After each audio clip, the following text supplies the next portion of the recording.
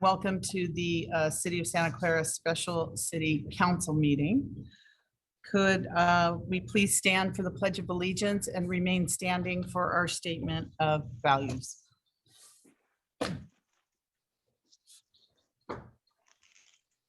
I pledge allegiance to the flag of the United States of America and to the republic for which it stands, one nation, under God, indivisible, with liberty and justice for all. As we gather, we humbly seek blessings upon this meeting. May we act with strength, courage, and will to perform our obligations and duties to our people with justice to all. Let us seek wisdom so that we may act in the best interest of our people, our neighbors, and our country. All this we ask so we may serve our community with fairness and respect, putting their needs before all. Thank you. Please be seated. A roll call, Assistant City Clerk. Here. Here, Nora, we can barely hear you. You're correct. I was muted. Sorry. Okay. Councilmember Watanabe. Here. Vice Mayor Shahal. Present. Councilmember Hardy. Present. Councilmember Park. Councilmember Park. Here. Thank you. Here. I don't know if you heard that. I heard that one. Thank you. Councilmember Jane. Here. Councilmember Becker. Present. And Mayor Gilmore. Here, thank you. So, May I Yeah. read the? yes, please, go ahead. Sorry. The City of Santa Clara has adopted a code of ethics and values and behavioral standards for public meetings to promote and maintain the highest levels of conduct. This includes mutual respect, robust discussion, and allowing city business to be done in an efficient and consistent manner. Please note that as the presiding officer, the mayor's direction in matters of process and decorum should be followed, and that use of the gavel indicates all conversations must conclude and everyone in attendance should come to order and attention. Welcome and thank you for your participation.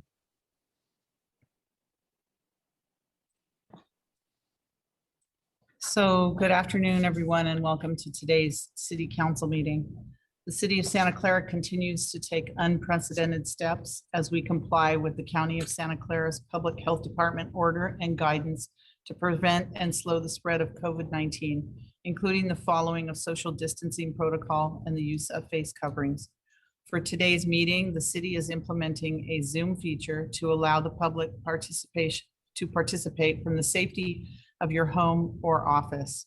Members of the public can join via the link and or call into the Zoom meeting displayed on the screen now. If you would like to speak on an agenda item or during public presentations, please raise your hand on the Zoom application or press *9 on your phone. Please only raise your hand while the item you're seeking to speak on is being presented. Staff will enter your name or the last 4 digits of your phone number, and I will call on you to speak. As a friendly reminder, members of the public have 2 minutes to speak on an agenda item and 3 minutes on public presentations. Those are topics not on the agenda. Prior to each agenda item, staff will lower each hand to ensure that members of the public are requesting to speak under the appropriate agenda item. You may also submit your comments on the e-comment feature available on the Santa Clara Legistar page or via publiccomment@santaclaraca.gov, and the comments will be read into the record. In addition to social distancing, all of us in city government have been practicing frequent hand washing and environmental cleaning as the public health community has frequently reminded us to do. So I want to thank Santa Clarans for all of your efforts in following the various serious steps we are all taking as we have sheltered in place and are only conducting essential activities that are critical for the safety and health of our community, and hopefully we'll be out of this soon. So let's move on with the City Council agenda. Before we start today, I would like to ask the City Council that we have a moment of silence to honor the victims of the May 26, 2021 shooting at the Valley Transportation. The lives of 8 families were forever altered yesterday.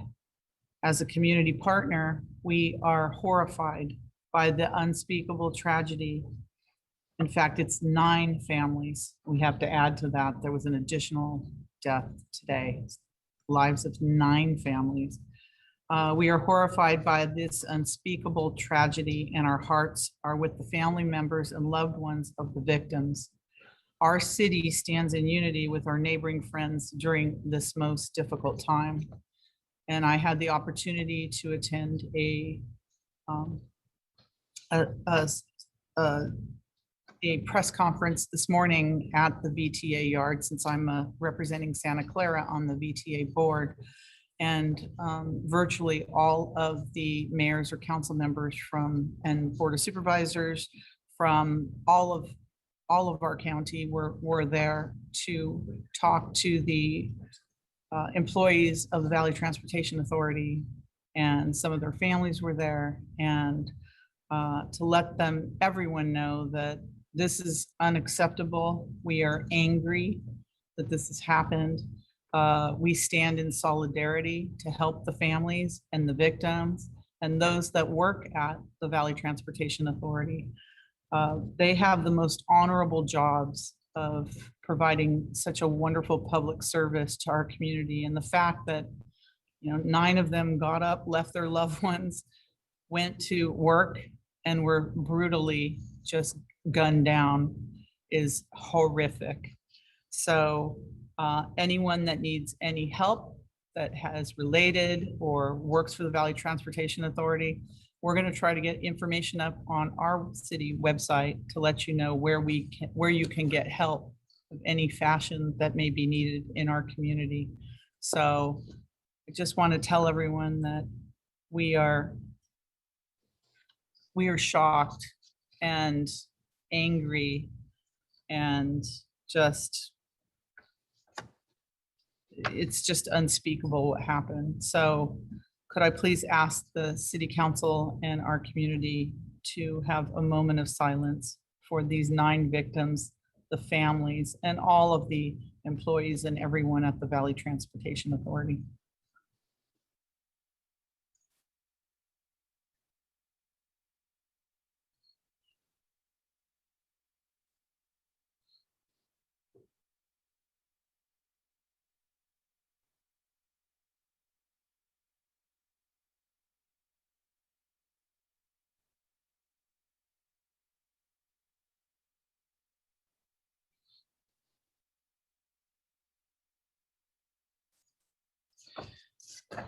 And for those that may have the opportunity, 6 o'clock this evening at San Jose City Hall, there's going to be a large prayer service and rally and gathering to show support for the victims and the families. So if you have an opportunity, there's going to be a lot of representation there down at San Jose City Hall at 6 o'clock. Okay. These days are getting tougher and tougher. All right, public presentations. Do we have any members of the public that would like to speak on an agenda item, on an item that is not on the agenda this evening?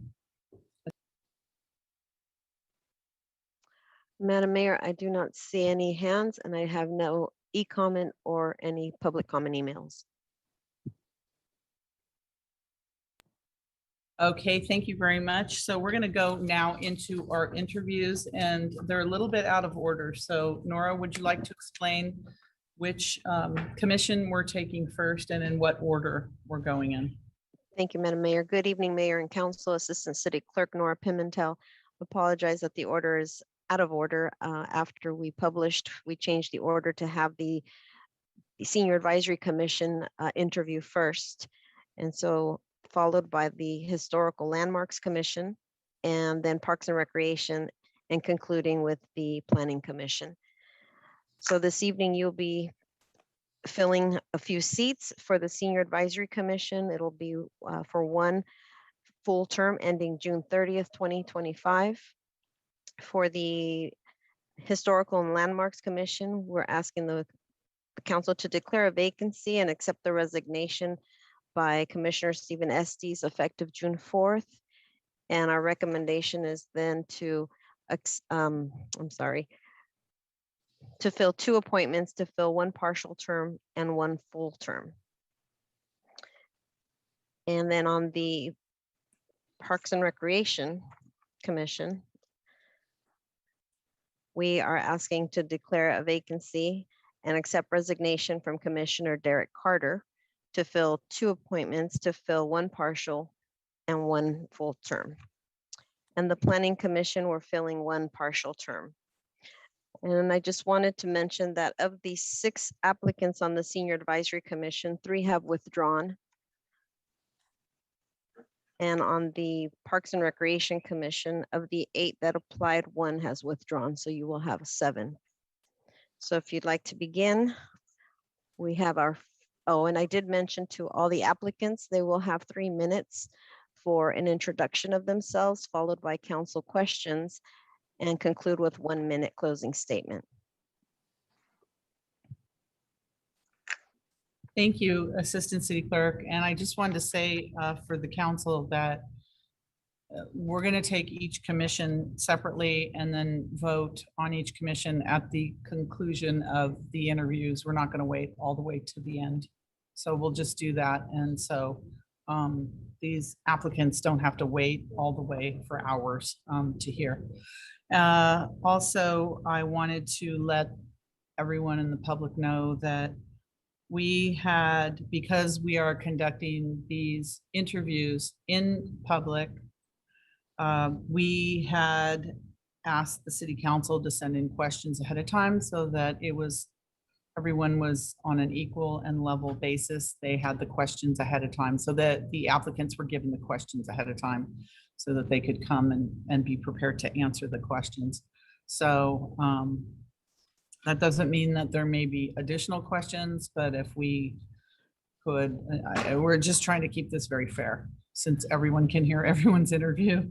So, so we'll go ahead and move ahead. Councilmember Jane, your hand is up.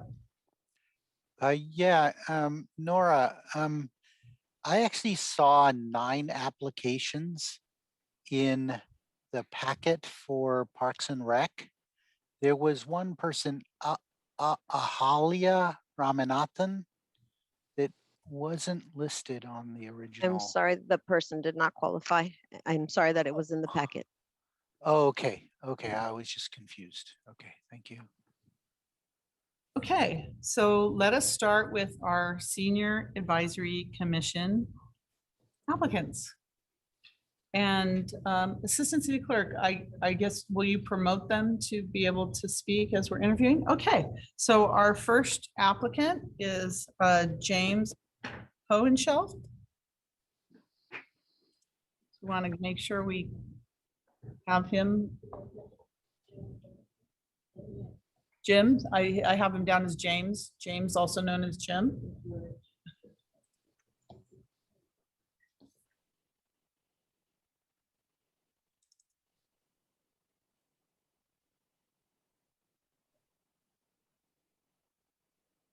Can you hear me? Oh, is it Jim? Yes, Yes, we can hear you.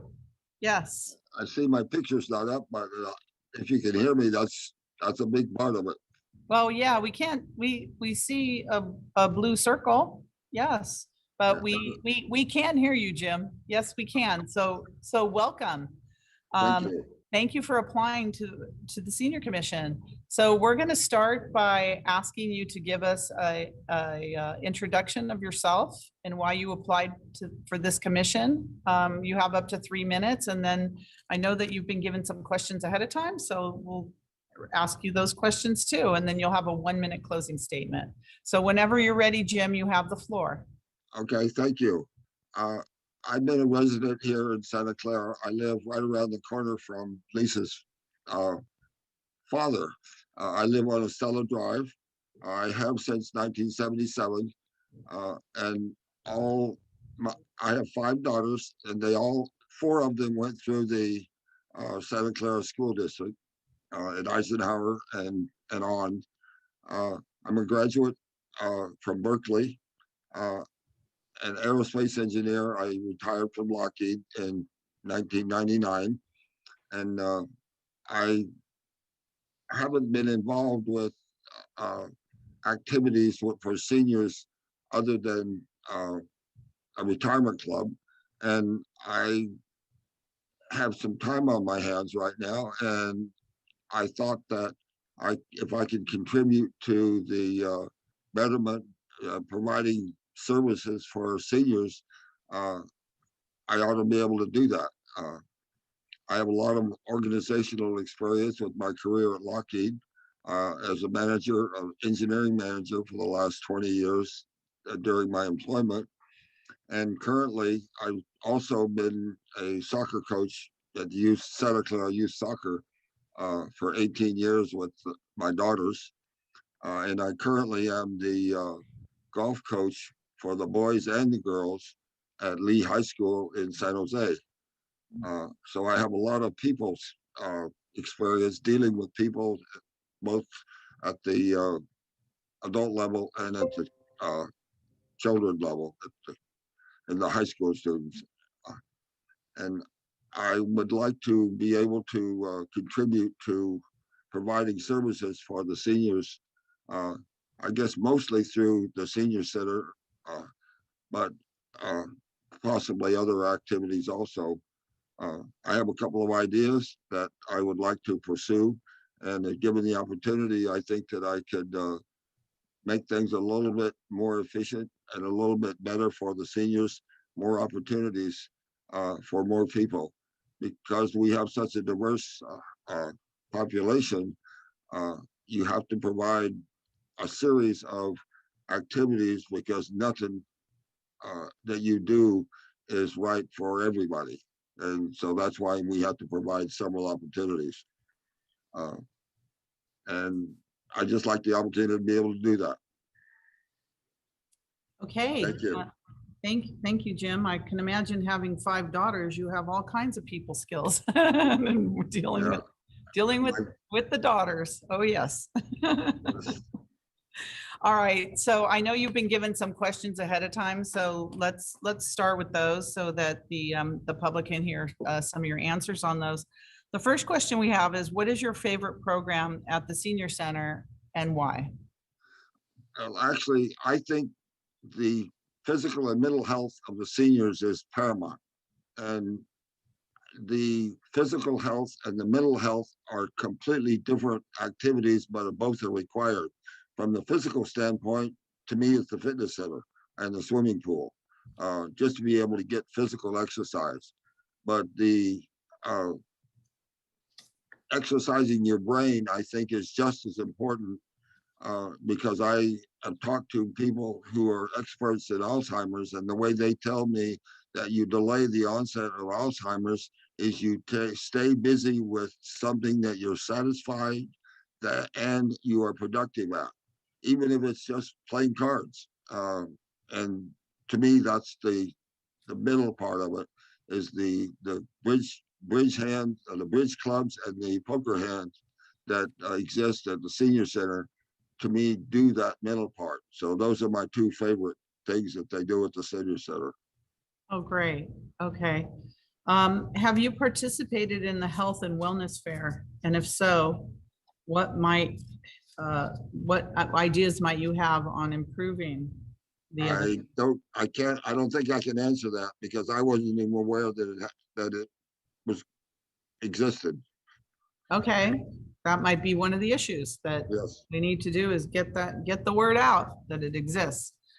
Can you think of one service for seniors that Santa Clara should be providing that it is not already providing? Absolutely. The one that I think is the most important is how do you get seniors to take advantage of the senior center? And to me, the biggest problem with seniors is transportation to and from.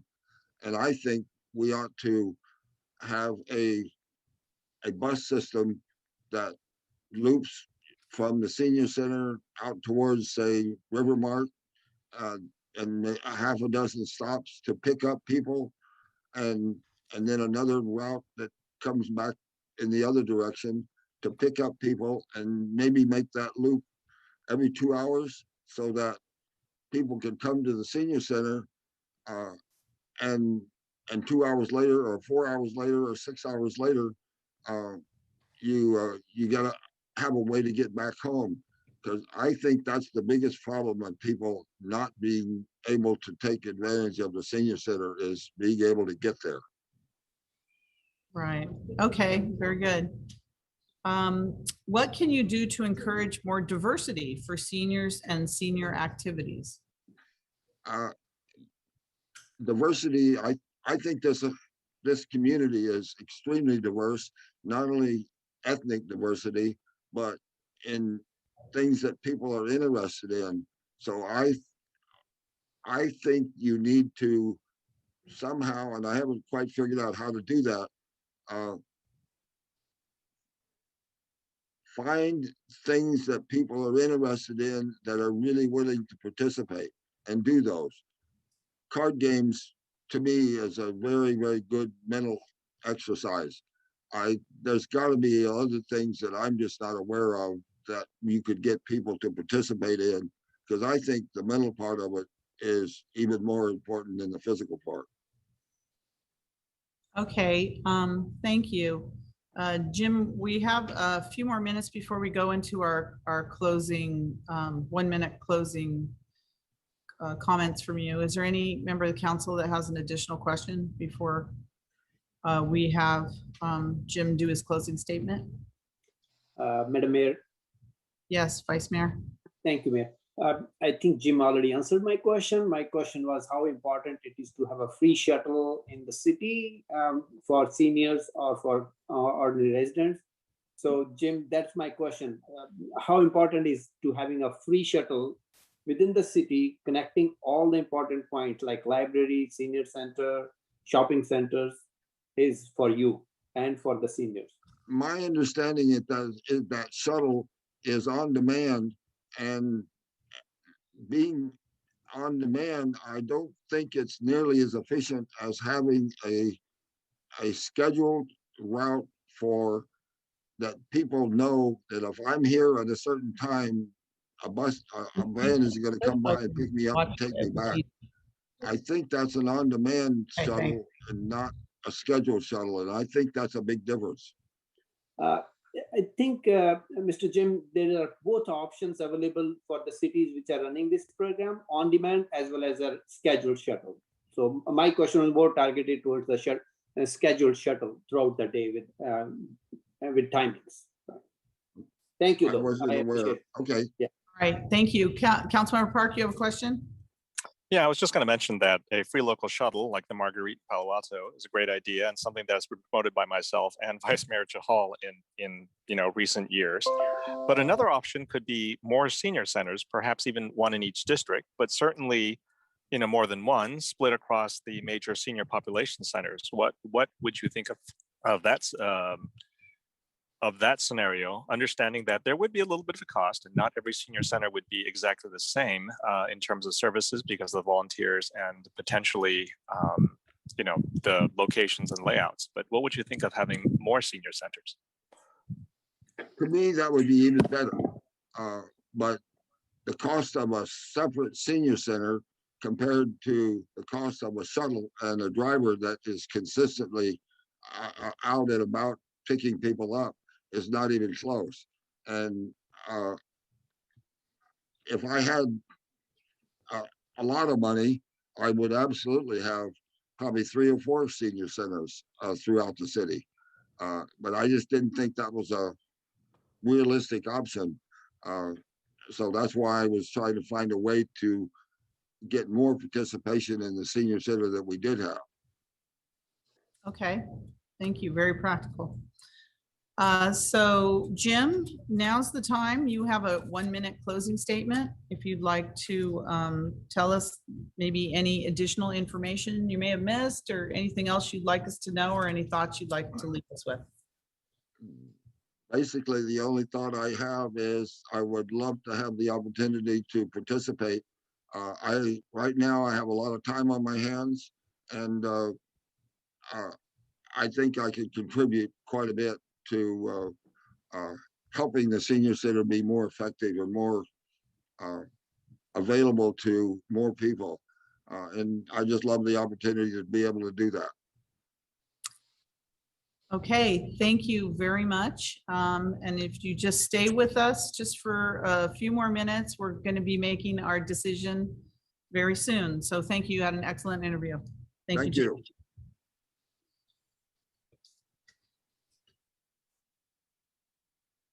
Pardon me. Councilmember Park, your hand is up. Now it's, Sorry, it was not put down. Thank you. thank you. Okay, the next applicant we have is Shurish Loka.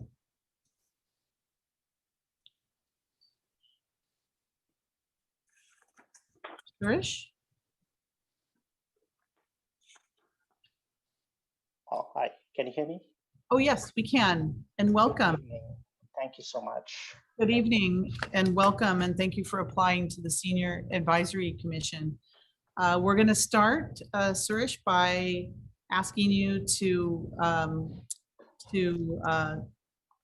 provide up to a 3-minute opening statement, hopefully to tell us about yourself, why you applied for the commission, and then we're going to go over some of the questions that we presented to you earlier, and there may be additional questions, and then give you a 1-minute closing statement. Oh, there you are. Oh, I mean, you're in Hawaii, I think, or somewhere. I don't know where you I are. But know, I am in Hawaii. it looks so nice. So Thank you. when you're ready, you can start and start your up to 3 minutes. So go ahead, the floor is yours. Okay, thank you, Mayor. Thank you, Vice Mayor. So my name is Suresh Lokaya. I've been in the city of Santa Clara for the past 25 years. I have 2 kids going to Santa Clara schools. My wife works for the Stanford Hospital. Yeah, my wife works for the Stanford Hospital and she's been a planning commissioner. My daughter, she has been a youth commissioner in the city of Santa Clara, and my son is just beginning to be a youth commissioner in the city of Santa Clara also. We have a good background. I've been in the technical field. My background has been in the technology. More recently, I have been volunteering in the old age community centers, and I'm beginning to understand the needs of the old age community. Me being reaching the age of seniors, I understand that I can be the bridge between the youth and the seniors, that I can potentially make a good impact in the city of Santa Clara, I think. Being in the senior center, the needs that I have understood are very different from the normal people needs. So I have the idea on that, and basically once I understand what programs are required, then I can bridge the gap. My main passion is to connect with the youth and bring them to understand what the seniors are needing, because I see a big need in that. So with my age, with my passion, with my diversity, I hope I'll be able to connect with the people from the both these communities to bring into the city of Santa Clara to make a good change. So that's it. That's my statement. Very good. Did you say your wife was a planning commissioner and your daughter's a youth commissioner? That's right. So you're the only one left out. I know. That's not good. Okay. Yeah, so let's make it. There's pressure here. All So I right. have some good experience, right? Very good. Very good. Yeah, thank you. All right. Yeah. Okay, so I know you had we provided you with some questions ahead of time, so we're going to go over those questions. So what is your favorite program at the senior center and why? So I have, there's a lot of activities that happens at the senior center. Main activities are like the gaming, the swimming and things like that. So those are all great activities, but also I think some of the activities that could be is something to stimulate the mind. I see the yoga things like that are happening, but due to Corona, I think those are all getting pushed out. But yeah, definitely the activities that are for the body and the mind is something that I like at the senior center. Okay, great. Have you participated in the health and wellness fair? And if so, what thoughts might you have on improving the event? So I participated in the health and wellness at my professional settings, where they bring in all of these all of the resource materials and things like that. But I want to exactly see, how it helps with the old age community people. I haven't made the connection there yet, but once I can understand, usually they come with all the pamphlets, resources, Right. and all the things to help the people. But usually what we do is, we just take all of this home and then we don't use much of it other than all the treats and treats that they give us. I think the one thing is, maybe we can see how often connecting back to the seniors to see, how often they're using those materials or whether they need any help. I think that could be improved. Somehow we can implement a program to see how often, the resources that have been given, where is the feedback mechanism, to see the real impact of those things that I've made so that we can consistently improve on those things. I think. Rather than just giving it to them, maybe we should have a way to get the information back from them, I think. Good idea. Good idea. Can you think of one service for seniors that Santa Clara should be providing that it is not already providing? Right. So Santa Clara is providing a lot of good services, health and wellness, and recreation, transportation, lots of these things are there. But one thing that I see is, many of the seniors are feeling lonely in their places, right? I mean, you offer them something, they come, they spend some time, but then when they go back to their places, they're feeling lonely. Now, my thinking is, rather than bringing them to one place, I think Santa Clara should do something to service them in their place. I think maybe there is something that is happening a little bit here and there, but it needs to be more loud and clear. Those services should not just happen once in a while, but those services should be happening more often. And also we should integrate the youth from the community to interact with the old age community people, because I think the knowledge and love goes both ways. The young people inspires the old people tells them the tidbits of information that the young people can take and learn from that, because I think that there's a big gap there. So my thinking is, along with the activities, we need to take the services to the people in their places, happening more often, and then connecting the youth to the old people. I think those are the three things that Santa Clara could do better. And given an opportunity, I think I will definitely have the energy and passion to connect these two things happen, because I did that with my daughter in the senior center. I did that more recently. Okay, great. What can you do to encourage more diversity for seniors and senior activities? Right. So more diversity, I think first they need to see a more diverse community of people coming and talking to them, which is when, there's a lot of diversity that's already there, but, they need to give them the opportunity to reach out and, speak up. We not just, basically we need more community interactions will be there.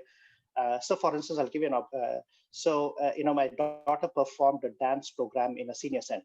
Now, they have not seen any of these dances before. They have not heard the bells ringing and things like that, but, different community of people came to know this thing. I'm coming from an Indian background, but, I can imagine people coming from a different background, like, Italian, Persian, whatever, right? I mean, so Spanish, right? So we need to bring it to them at that point, and that's where the community interaction will happen, is my thought. Very good. So we have a couple minutes left. Is there any other council member that would like to ask a question? Sir? I can ask Mayor Gilmore. Yeah. Suresh, thank you for applying, and thank you to your family for your volunteer services. Thank you. And initiating some of the programs you're already doing with seniors. So my question is, how important it is for you to have a free shuttle connectivity within the city, which connects libraries, senior centers, schools, which can benefit seniors as well as other residents of the city? I think that is great. I want to go one step further and, say we need to organize these, free trips, taking them to the beach or taking them to the, maybe it is already there, maybe it's not there, but, the accessibility to these free shuttles will give them the opportunity to explore a little bit more of these things. Like I was saying, right, these people are very lonely, and, whatever barrier we can reduce for them to come out and interact with people, I think that's the best we can do. Yes, we should do that. Thank you. Is there anyone else before we go to the 1-minute comment? Any other council members? Okay, Suresh, if you'd like to give us a 1-minute closing statement, if there's anything you may have left out or any thoughts you'd like to leave us with this evening? Thank you, Mayor. So, I think I bring the age, the diversity, the passion, the experience to this particular position. If I'm appointed, I think all of that will come in. My passion is to bring the youth into the old age community to make a positive impact.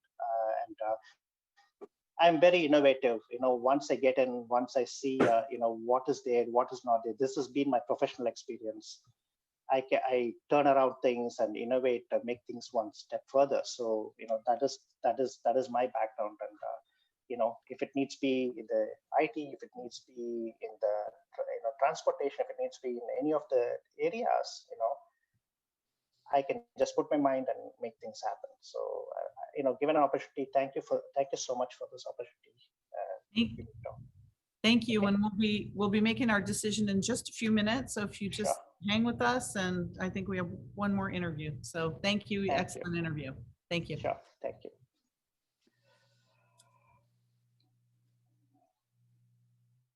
Okay, next we have Alex McKenzie.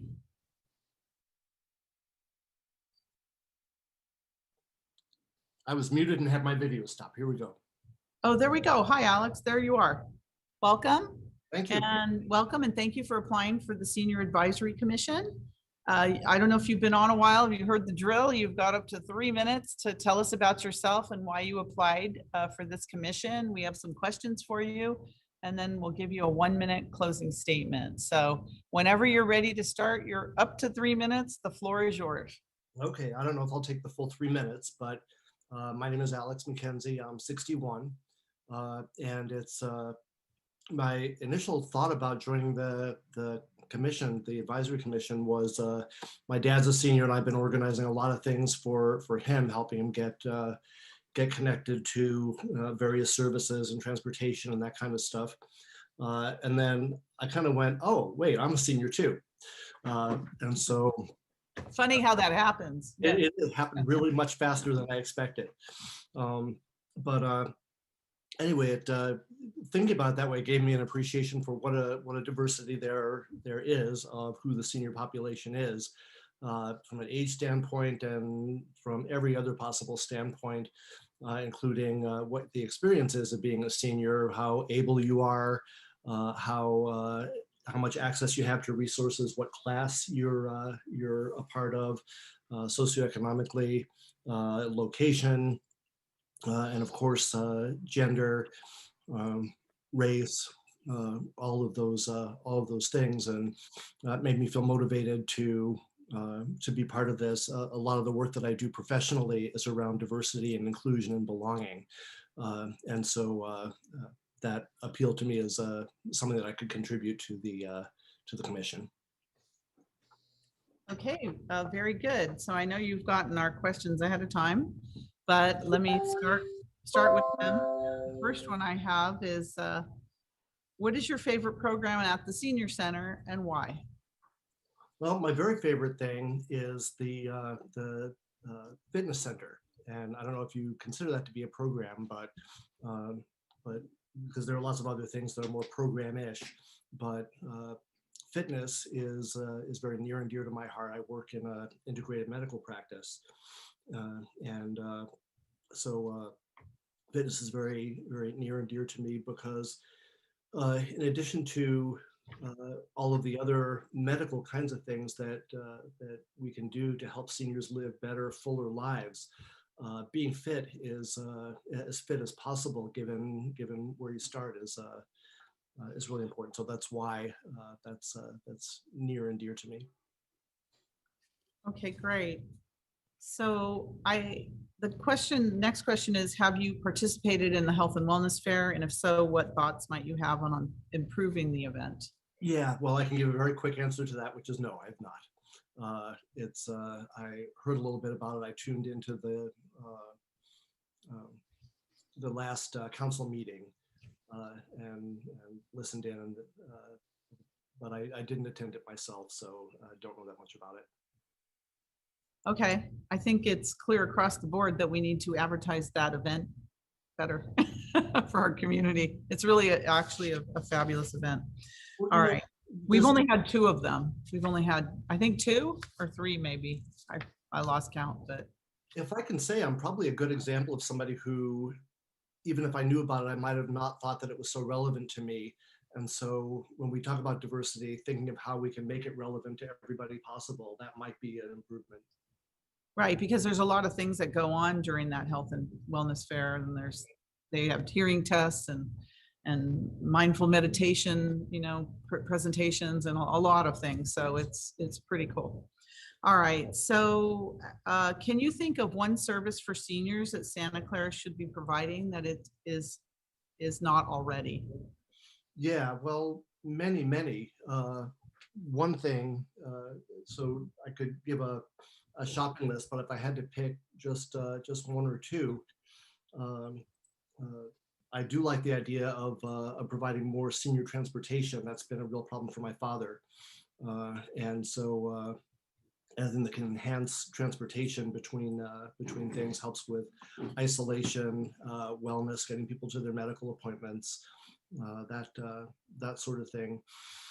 And this is kind of leading into your next question, but there's I think a lot of opportunity to provide programming that's specific to specific groups, whether that be LGBT seniors or seniors with different levels of ability. So to fully answer the question, it would make sense to do a needs assessment to see for different constituents what they would find relevant to them. Okay. Since we do have time left, is there any council members that would like to ask any additional questions? I think Alex answered my question about free shuttle. That was his one thing to improve. Thank you, Alex. Okay, sure. Is there anyone else that would like to ask any questions? Yeah, I guess I'll ask a question that has not been asked before. A lot of seniors are falling prey to these cyber scams and things. Do you have any ideas about that? Yeah, I certainly get several of those every day, whether it's by phone or whatever. And if anybody could figure out how to stop it, that would be great. But I don't think that's likely. I don't think we have the power to make it stop. But exactly what I was saying about different constituents within the senior community would respond differently to different kinds of messages targeted to them, whether that's in their language, whether it's in their medium that's acceptable to them. In some cases, maybe being written, some cases being electronic, in some cases being via a meeting with people who they trust, but yeah, providing information in ways that's accessible to people in our diverse community. That's really the only way, I think, to address the scamming problem. And so that's in terms of preventing it, and then of course providing legal resources for identity theft protection or remediation of identity theft is another possibility, and one that in industry is used a lot. Almost every company has some through their employee assistance program has some kind of identity theft protection. Also partnering with also some opportunities probably to partner with financial institutions to protect their members. Okay, thank you, Councilmember Becker. Thank you, Mayor. Thank you, Alexander, for applying. Are you social media savvy? And if yes, would you use social media to promote senior advisory or senior events? Yes, I am social media savvy. I'm an addictive Facebooker, and I also have an Instagram account, and I'm used by TikTok and use LinkedIn and a variety of other social media things. So yes, I certainly would, but I also would be aware that not every part of the senior population can access it easily, and making that more accessible to them would be a good goal, but that wouldn't be the only way. In my language, wouldn't be the only way. Thank you. All right, if there aren't any other questions, then I'm going to ask you, Alex, to give us your closing statement. Oh, there was one other question that I got in the email, which was about diversity. I apologize, because I thought you were talking about it, that you answered it. I thought you put the two. Anyways, I apologize. I'm glad you got them ahead of time. What can you do to encourage more diversity for seniors and senior activities? A lot of different things. So to keep it reasonably brief, one thing is to give all of us a chance to examine our own biases in a way that's non-defensive, open, curious, interested, and to have those discussions facilitated everywhere, including on this advisory commission, so that we can uncover things that may be blind spots for us that help us, that get in the way of our assumptions, that get in the way of our serving everybody. One example of that might be, I don't know this commission, but one example of that might be that we might assume that seniors are not employed. And many seniors are employed, and I'm not sure how we come up with scheduling of certain events, but if we're scheduling them around daytime, thinking that everybody is not employed, that's an example of a blind spot that we might have. So one thing would be this commission, staff, and also members providing opportunities to in a non-defensive, open, friendly way, discover biases and work with those. Another way, of course, is to provide information in multiple mediums, multiple media, and provide outreach to underserved parts of the community. When I have gone to the senior center, it does seem like it's fairly diverse in terms of who goes there, but I'm sure that there are statistics that can tell us who we're serving and who we're not, and to identify who we're not serving, and then target specifically how to meet those underserved parts of the community. Oh. Okay, thank you. I know to apply to join our senior center, you have to be 50 years old in Santa Clara. Right. And there's many 50-year-olds that are still working, 60-year-olds that are still working. And so it's the nature of our community, right? Seniors aren't home. So I agree with that. Any other questions or comments before we now can go to your 1 minute closing statement? Well, actually, I would like to give just one more quick example about understanding our blind spots. In the clinic that I work in, we in some of the other clinics that are part of our company, we provide access to condoms in the exam rooms. And I brought up that in one particular clinic that serves more older people, that we should do the same thing. And the answer that I got to that was, well, this is an older demographic, and so they don't need that. And so just another kind of clear example about how we have assumptions, and those assumptions don't necessarily match up with the facts. And in fact, the fastest growing STD rate population is seniors.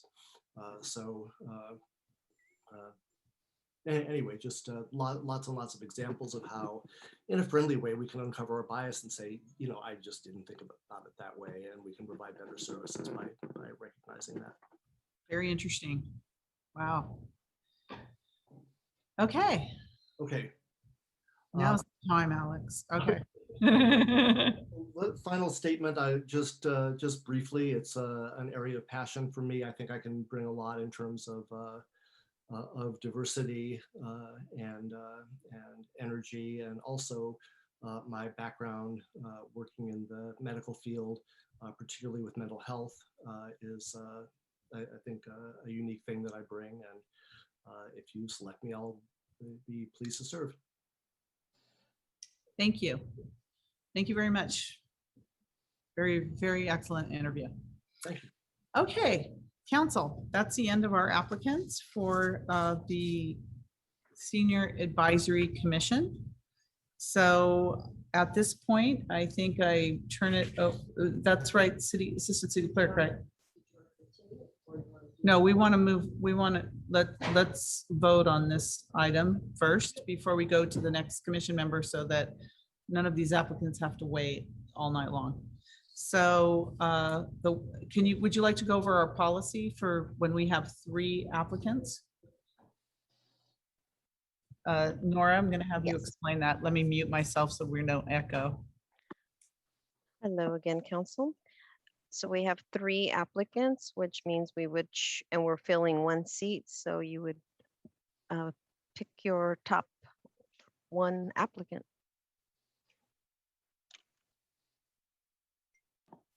So it's 1 vote. Unfortunately, I want 3 votes. Could I have 3 votes? I don't want just 1 vote. These are some very excellent candidates. Wow. So I hope the public can appreciate how difficult this is. And then we can talk about an eligibility list for the next 6 months, maybe for a second candidate in the event a senior advisory commissioner leaves or resigns the commission in the next 6 months. We can have a second candidate to fill in. Councilmember Becker, you have a question or comment? So are we curious on the voting process? Are we going down the line and we're giving our vote, or do we go with a motion? No, we go down the line and give our vote. Line? Okay, thank you. Councilmember Park? That was my question about the eligibility list. It seems like if we had 2 votes and we took the top vote getter as the applicant, as the commissioner, and then we took the second vote getter as the Eligibility. as you know, as the alternate, that would seem to work. Yeah, I guess we could do that too. Okay, top 2 votes. If you're ready, I'll start. Okay, I'm gonna mute myself so you can do that. Go ahead. Councilmember Watanabe, cast 2 votes. Okay, thank you, Nora. So my first choice would be Alex McKenzie, and my second choice is Jim Hohenscheld. Thank you. Vice Mayor Shahal. First choice is Suresh Lokia. Second choice, Alex McKenzie. Thank you. And Councilmember Hardy. Yes, my first choice is Suresh, and my second one is Alex. Councilmember Park. My first choice is Alex. My second choice is Jim. Councilmember Jane, James Shelf, and Suresh Lokia. okay. Councilmember Becker, Alex McKenzie and Suresh Lokia. I can't see his last name. Lokaya. Sorry. Mayor Gilmore, Alex and Jim. okay, let me just tally these up.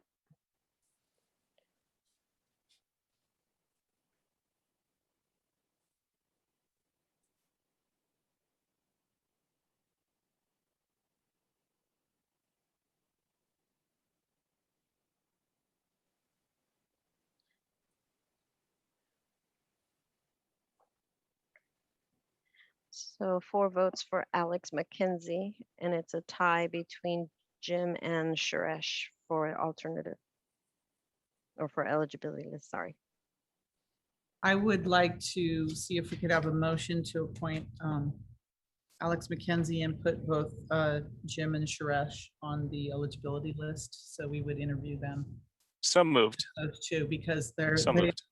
they're all excellent. Okay, we have a motion by Councilmember Park, Second. and there's a second by Councilmember Jane. Councilmember Becker, you have your hand up? No? Okay.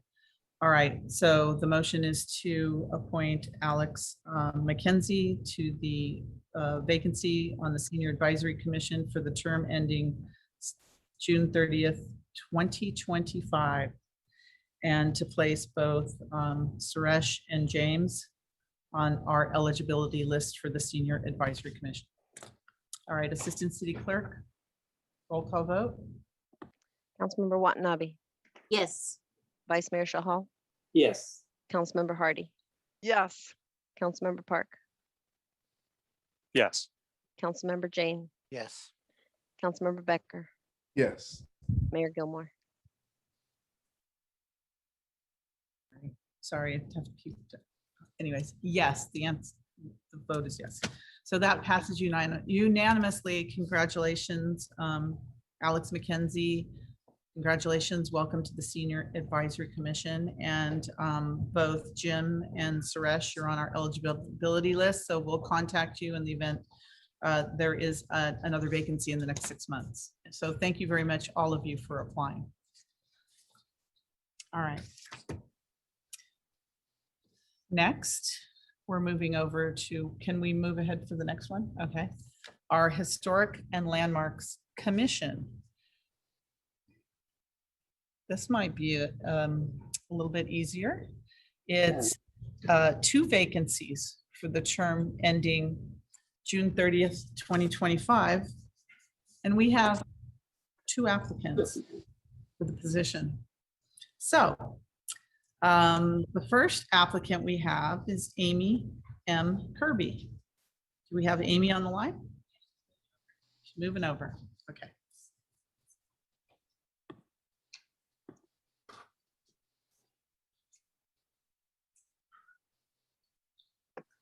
And then start video. Can you see me and hear me? And we can Very see good. and hear you. Welcome, Amy, to Thank you. our interview for the Historic and Landmarks Commission. And thank you so much for applying for the commission. We appreciate that. So why don't you, you have up to 3 minutes to tell us about yourself and why you applied for the commission. And then we have some questions for you. So whenever you're ready, the floor is yours. Sounds good. Well, first of all, I'd like to say thank you for having me here tonight. I feel very honored to have been asked.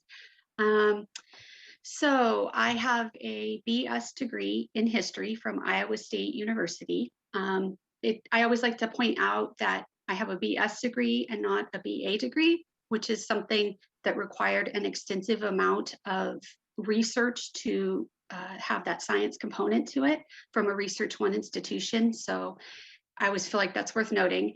I am 1 paper away from having my master's in public history completed. I've done the capstone project. It's just getting the paper about the project submitted and graded and recorded. And I will have my master's in public history. I have 4 children. 3 of them, one of them is now an adult. 3 of them, though, do attend Don Calajon School. And so I just love the fact that they all go to the same school together. And so that's kind of an introduction about me. I love history. I've always been intrigued by history. Okay. So I know that we sent you some questions ahead of time. Hopefully you had a chance to look them over. So for the public's sake as well, let's go over those. What is your favorite story or anecdote about Santa Clara's history? Okay, so in doing research to prepare for this interview, I came across a news article from, I think it was like 2016. And it was about a house that was on Benton Street, and a historical record book had been found at this house. And the dates in the book dated back to pre-incorporation of Santa Clara. And the article that I read about this book, to quote, said, this book told a story of envy, treachery, chaos, and hope. As a public historian, I loved that quote. All history is important, and the good, the bad, and the ugly. And it summed up the humanness of everyday people living here at the time. What resonated with me the most, though, was that along with 3 very unflattering words, we have the word hope. Just like history, humans are complex, and it's the good, the bad, and ugly once again, and finding a primary resource depicting all of that going on in Santa Clara pre-1850s is just such a beautiful thing. So I thought that was a really cool story. All right. So here's another question. Many of the homes and properties in Santa Clara are over 50 years old. How you distinguish between what is considered historical and what is just plain old? Okay, well, due to my upbringing, education, and prior professional experience, I am very good at being able to sense and estimate the age of a home or property when I look at it. It may not be exact, but just to have a kind of a good time frame. I have taken many courses in historic preservation while pursuing my master's degree, and I have written a SHPO, which is the State Historic Preservation Office and National Register nominations in the past. With all of it, the next step is always research. So to distinguish between being historical or just plain old, I would find out whatever I could about the home or property, locate any visible periodical earmarks that might be present, and learn about the people that had inhabited it and the different ways it had been used over the years. Some ways I do this is I look at Sanborn fire maps, vision appraisal website, the county tax assessor records, or these are all examples that would provide that plethora of information about homes and properties. And I think with all of that combined would help you have a very good idea of what is considered then historical and just plain old. Okay, thank you. Do you have any zoning code updates you would like to see to better preserve historic properties? So this is the one question I feel the least knowledgeable to answer. And because I am a recent transplant to the city, I have experience with zoning codes and updates in other places, just not in Santa Clara. This is something I'm confident I can learn and will look forward to doing so. I also am very conservative in my historic preservation mindset, always advocating for more protection and less modernization when possible. And I believe in practice the LEED, I'm not sure if you know what that is, the Leadership in Energy and Environmental Design Association. They have a philosophy that says that the greenest building is the one already built. And I really love that. If you take those words and you think about them, they make a lot of sense. Very good. Do you feel that some old motels on El Camino Real have historical significance? And what other building structures do you feel have historical significance? So I actually love this question. My answer is a little bit long, but I'm hoping it makes sense. I've been exposed to 3 locations with old motels like those on El Camino Real in my life. Motel Drive in Fresno, California, the first transcontinental motor vehicle route in Iowa, and the Berlin Turnpike in Connecticut. All 3 have proceeded in different directions as far as historical significance. Fresno did not much of anything. And coupled with the sheer number of years these properties had been used for nefarious activities, and it left them pretty unsavable. Iowa and Connecticut took much different approaches. Many were purchased by individuals and had their historical attributes restored, were either turned into studio type apartments or reopened again as small quaint inns, harkening back to, colonial times and commonly what's found in European countries. So I've kind of seen a little bit of all of it. Where I'm tying this together is that a case study from my education that was done on the Tenderloin district of San Francisco. This area is viewed as one of the last areas of San Francisco in its view from and the underbelly of the city. It has high crime, a long history of prostitution, and Gary Street, which has been the epicenter of the nude stripper bar scene since before World War II. While generally being a place most people would avoid, these businesses have beautiful, artsy, historically significant neon signs that instantly transport you to another era. Getting back to what I said about public history, and the takeaway of our case study was this dark underbelly of a region with beautiful neon deserves to be preserved as part of our history, just the same as everything else does. So when I look at the old motels along El Camino Real, I am reminded of Gary Street and its neon signs. I think it would also be fair to say that, yes, there are some of these motels that are most likely too far gone, but there is a large number that are very historically significant and worth preserving. My personal favorites are the Western Motel and Motel Capri.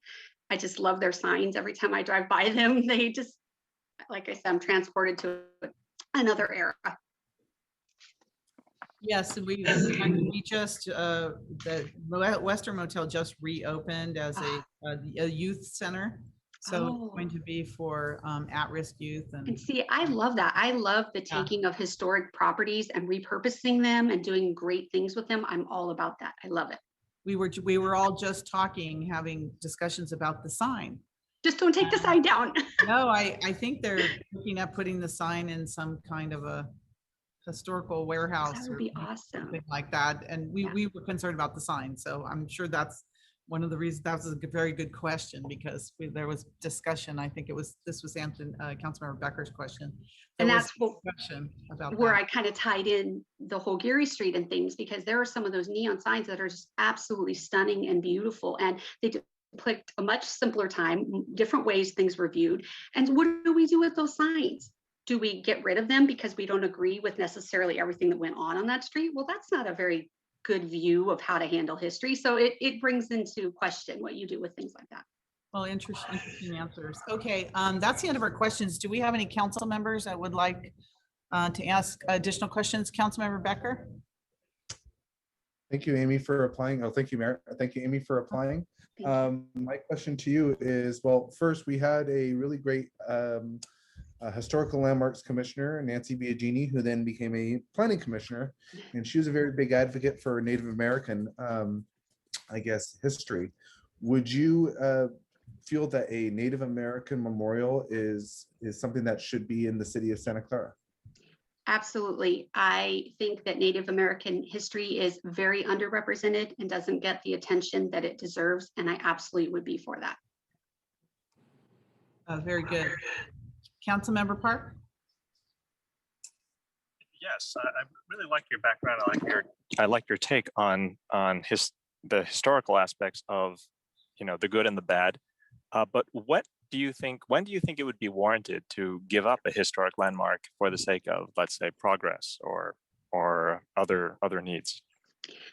I would think that looking at the specific building or property itself, again, that gets into that research of just looking what's been done to it. If it's been so altered in a way that it isn't really historical at this point, if it's had so many things done to it that cannot be undone in a renovation process, if it's really lost essentially its historical, then what is the point of keeping it versus another building? And so I think is the building able to be rehabbed? Is there enough of it that's still containable and able to be restored? Those are questions that I would take into consideration. Thank you. Councilmember Wetmore? Thank you, Mayor, and thank you for applying, Amy. I'm looking at your application and you have under additional information that you have applied for a position with the County of Santa Clara Parks and Recreation Department, Parks Program Coordinator, Museum Operations and Events. And you've learned that the application has been approved and you're waiting for interviews to begin. Is this a volunteer position or is it a job? I wasn't sure. No, it is a job. It is paid employment. Okay. And as far as I could tell, I couldn't find where there was any conflict, being that that's the county and this is the city and one is a paid position and one is volunteer. I couldn't find any conflict in that. Yeah, I don't believe there is, but that sounds like a very exciting position. So good luck with that. And again, thank you for Oh, applying. thank you. I would absolutely love that position. It's something that, not only I would love doing, it would just allow for me to provide for my family in so many ways. Yep, exactly. Yeah, Thank thank you. you. Councilmember Hardy. I will just say that I started out on the HLC, love the history of Santa Clara. I'm a transplant here also. And I'm thinking that our city historian, Lori Garcia, and I should have lunch with you because we'd have so much fun telling you about the fun history of Santa Clara. Yes, I would love that. And she's excellent. Okay, thank you. Now, Amy, is the time, I think, that is, we're ready for your 1-minute closing statement. If there's any additional information you'd like to leave us with. So in my closing statement, I would like for you not to forget that I may be a transplant, but I am a California native. I grew up and lived in California till I was almost 30 years old before moving with my husband. I was able to move to Connecticut, a place I had never been before, and become the go-to person for a region's history within 3 years. So I think that just speaks to my determination to learn about a place that I've been dropped in, so to speak, and I would commit that same experience to learning all that I could about Santa Clara history. Thank you very much. Obviously, you're very well qualified, so thank you for the excellent interview. Thank you. Thank you very much. Have a good night. Hold on, we'll be voting in just a few minutes, so thank you. Thank you, Amy. Thank you.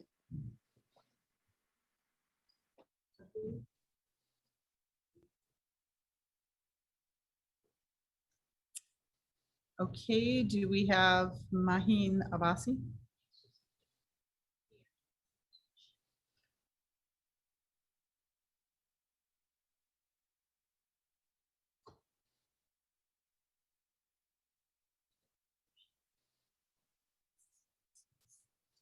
Maheen? You're muted.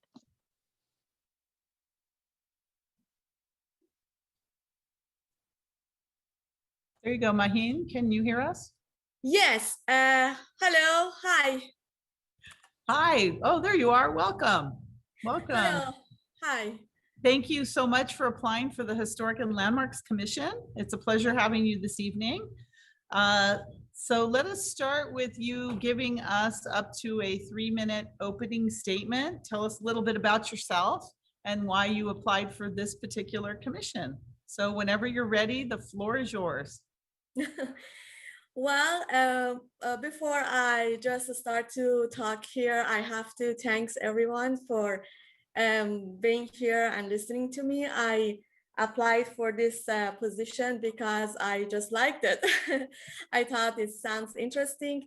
I've been a traveler. I have been traveled to different nations, country, and what I saw, it was the history and the buildings. So I thought, why I'm not gonna implement this and do something new here and just join and compare and make a brochure. So that's why I started to join this commission. Okay. Oh, I think I have to speak like 3 minutes. Yeah, that's what it's very exciting for me. I have been studied and graduated as at the university base. What I have studied is a physical therapy education. Then I have done my education abroad in University of Debrecen, which is Europe. So where is everything so exciting and different? Then I came back to state And well, I think that history and what I wasn't like first at the beginning very interested in history, but when I went to the country and explored the country and the culture, I realized the history and the landmarks is very important. It's combined with our lifestyle and cannot be ever divided or be get away from us. So that's why I thought it's a good things to apply for this commission.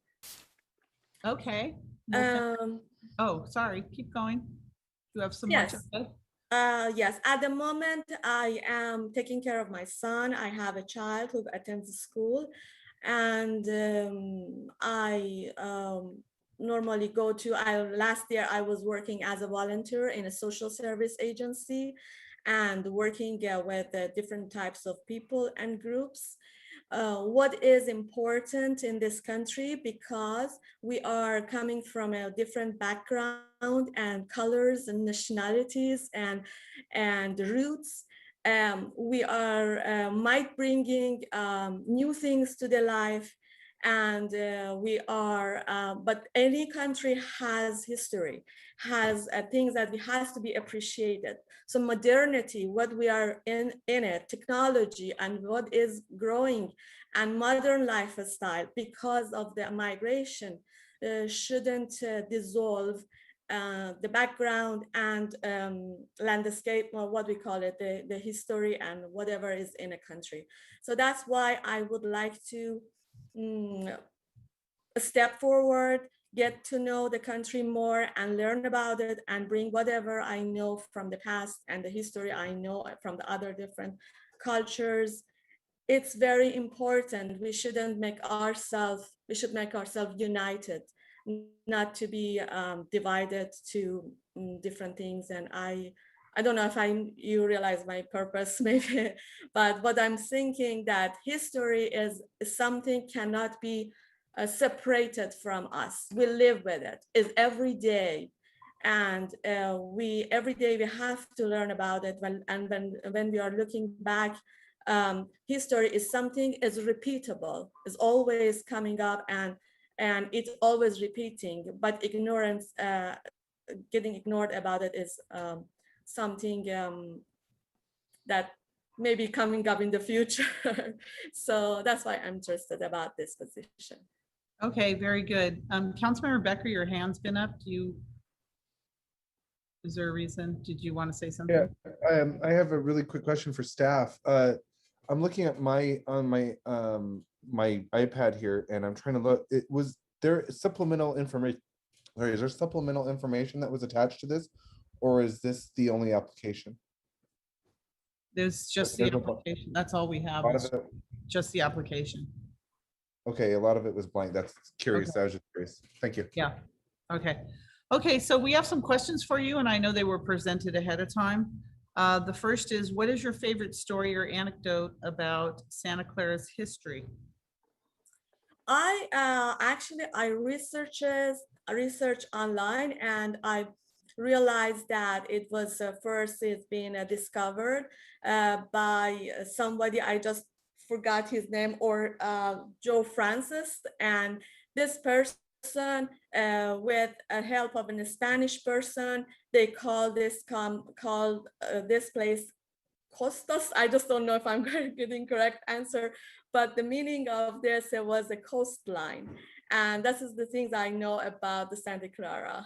But in America is so unique and so big, to learn about it each day takes time. I took actually American history classes in my college. Okay, the next question we have is, many of our homes and properties in Santa Clara are over 50 years old. How will you distinguish between what is considered historical and what is just plain old?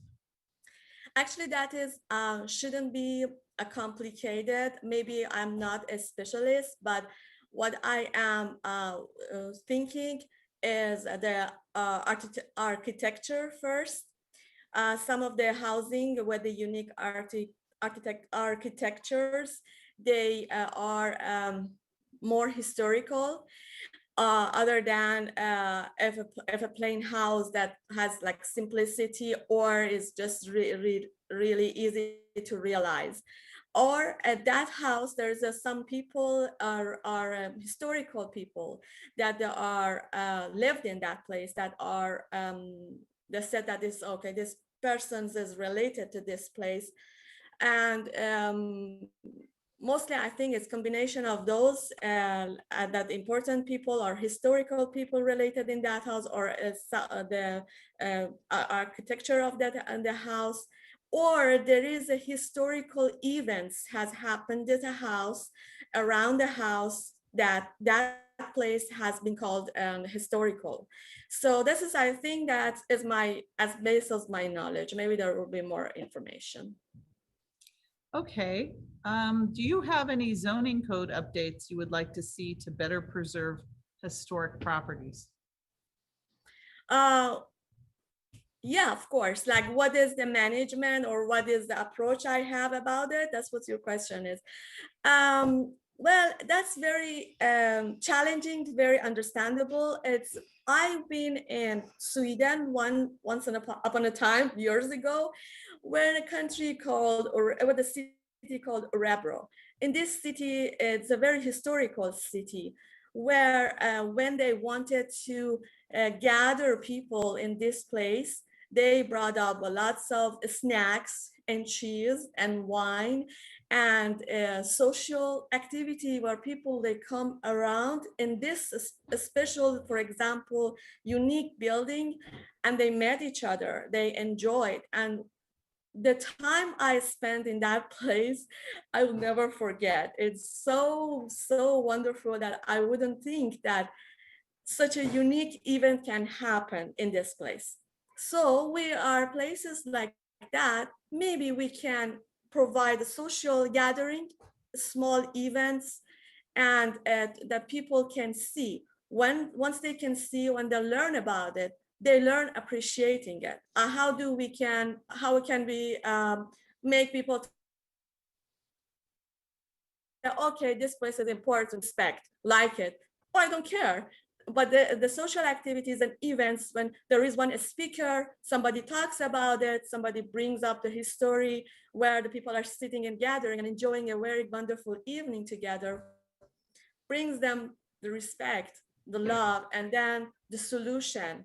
We get a solution from people, and that's what I like. I just like to get what people idea they have, and that is the greatest thing. Okay, well, thank you for that. The next question we have is, do you feel that some old motels on El Camino Real have historical significance? And what other buildings or structures do you feel have a historical significance in the city? Yes, that is kind of like very interesting, because I live in this area, and it's to me, it's kind of combination of things. For example, the Motel 6 or some motels, yeah, they look good, and I'm not sure if there is any historical something behind it, because I've been. This is not the way it is. They are not live. They don't look that they are, welcoming, or it's kind of like, I don't see tourism. I don't see a lot of, people. And I don't want to say negative, but I didn't see a lot of positive things as well. And the city from here to El Camino, most widely used for businesses. And there is a lot of car dealership we have that is making the picture of city is more different than what should be. So that's what I'm talking. I don't know, maybe I'm wrong, but this is the way it is. But rather than Motel 6, there is other hotels I've seen that they look a little bit historical to me. Like, I forgot the name of it already. It's, well, I don't know the name of Hotel I forgot the name, I'm sorry. But I see other hotels rather than Motel 6, for example. Okay. Let's see, do we have other council members? We have just like 1 or 2 minutes. Any council member that would like to ask a question? Councilmember Park? Yeah, and I appreciate your wide range of experience.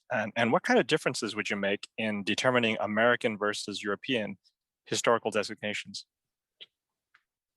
Um, the truth is is our mind. It's not about the distinguish. Our mind every day is not towarded what it should be. It's always looking at dollars, amount, work, job, money, and so the mind should be focused. But in other countries, so this country is beautiful, but the person should be able to step out and look through and look by his own mind and his own eyes. Well, this is very rare for people to do that. Other than that, how the distinguish, you want to see what the difference is as from the buildings? This is in America are more mixed. Like when you go outside and see the places, it's not such a tourist attraction that the way it should be. Maybe we need tourism, we need someone to, or a leadership to gather people and show them. And people are just passing, looking, cars, and that's it. But in a European, you get invited to events where there is a gatherings, they get invited that this is a place, come, and then you can go take pictures. And I don't see that, it's a totally lifestyle. I'm sorry, but I'm not able to compare, put something up and something down. It's not comparable. I think it's more viewable to see it than to compare. It is not correct to just I compare this with that one is incorrect. Comparing is not correct. Okay, thank you. We're down to your 1 minute closing statement, Maheen, so go ahead. Anything you'd like to leave us with? Yes, I love the city. I love the country. I love the beauty, and history is not dead. It's something that has to be get alive, and this is what I want to say. If we were looking at the history and whatever we see around us and whatever from past as dead, and we just look narrow, we look after like very sharp of technology and whatever, then we're not going to have a life of happiness. We might have a life, but we should dig in happiness and what we can bring in, if to bring appreciation. When whatever we have, resources we have, we can bring those history landmarks alive, and that brings happiness. This is the purposes for the city mostly. Thank you. Thank you very much, Maheen. Thank you. You're welcome. Thank all you. of your comments. I have a question for you though. So you applied for both the Historical Landmark Commission and the Parks and Recreation Commission. So we're getting ready to vote now on the Historical Landmarks Commission. If you are selected for the Historical Landmarks Commission, you cannot serve on 2 commissions in the city. So I just want to say you might have a pretty decent chance of getting on the Historical and Landmarks Commission. And that would then, we would have to have you withdraw from the Parks Commission unless you wanted to interview for the Parks Commission and withdraw from the Historical Landmarks Commission. So I'm putting that out there to you. So before we vote, I just want to know what your preference is. So you mean I cannot I should say which one I want from now and I'm going to lose it? Well, we're going to be voting now on the Historical Landmarks Commission. If you are selected as a commissioner, then we would not be able to interview you on the Parks and for the Parks and Recreation Commission. Yeah, okay, that's okay. Okay, I just want to Yes. just make that clear. Okay. All right, thank you. Thank you very much for your interview. We are going to be voting now, so you'll know pretty much right away. Okay. Okay, thanks. All right, so Assistant City Clerk, we have 2 vacancies for the term ending June 30th, 2025. So both are full-term 4-year positions, correct? That So, is correct. so council, we have 2 applicants for 2 positions. Can I make it short, Mayor? Yes, I need a motion. I make a for- motion that we appoint Maheen Abbasi and Amy Kirby for 2 open positions for HLC. Second. Okay, we have a motion by Vice Mayor Chahal, second by Councilmember Park to appoint Amy Kirby and Maheen Abbasi to the Historical Landmarks Commission. And I just want to clarify, both are same term. There is no partial term, right? Yeah, they're both full terms, the That's full right. 4-year Yeah. terms. So they're Perfect. both equal and, Equal, right? yeah. Oh, and accept the resignation, well, pardon me? Oh, and accept the resignation of Stephen Estes. I will Is add that that. included in your motion? I'll put that in my motion to accept. the Okay, resignation. Yeah. thank you. Is that all right So- with the second, Councilmember Park? Yes. All right, thank you. Councilmember Jane, your hand is up. I would like to have a discussion because I know HLC gets down into some pretty nitty gritty weeds about, you know, additions to homes and garages and so on. And I am not exactly sure whether both candidates are qualified for that. I know anyone can learn a position, but it's not exactly clear to me that there's enough understanding of what HLC really does. So that's what I'm trying to say. Okay, well, if this motion fails, then maybe you can make an alternate motion. Councilmember Becker? Thank you, Mayor. I kind of agree with Councilmember Jane on one part. I do want to actually vote for one person, but I do believe that we should, I think, keep an application process open for that. But like you said, Mayor, if it fails, we'll see If what it we fails, can we do. can do a second. Okay? Okay. All right, so we have a motion and second to appoint the 2 applicants. Assistant City Clerk. Councilmember Watanabe, Yes. Vice Mayor Shahal, Yes. Councilmember Hardy, No. Councilmember Park, Interesting. No. Councilmember Jane, No. Councilmember Becker, No. Mayor Gilmore. Yes. So that motion fails 4-3. Alternate motion, someone? Councilmember Becker? I make a motion to appoint Amy Kirby to the HLC. I'll second that. And accept the resignation of Stephen Estes? Yes, exactly. Thank you, Mayor.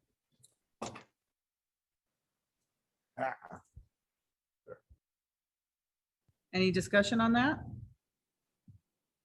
Yes, I do have a discussion. So Maheen has voiced that she would, that she was willing to accept the position on the HLC. So does that preclude her then from now? I mean, she's going to find out. Is she still going to apply for the Parks and Rec Commission? Is she still eligible?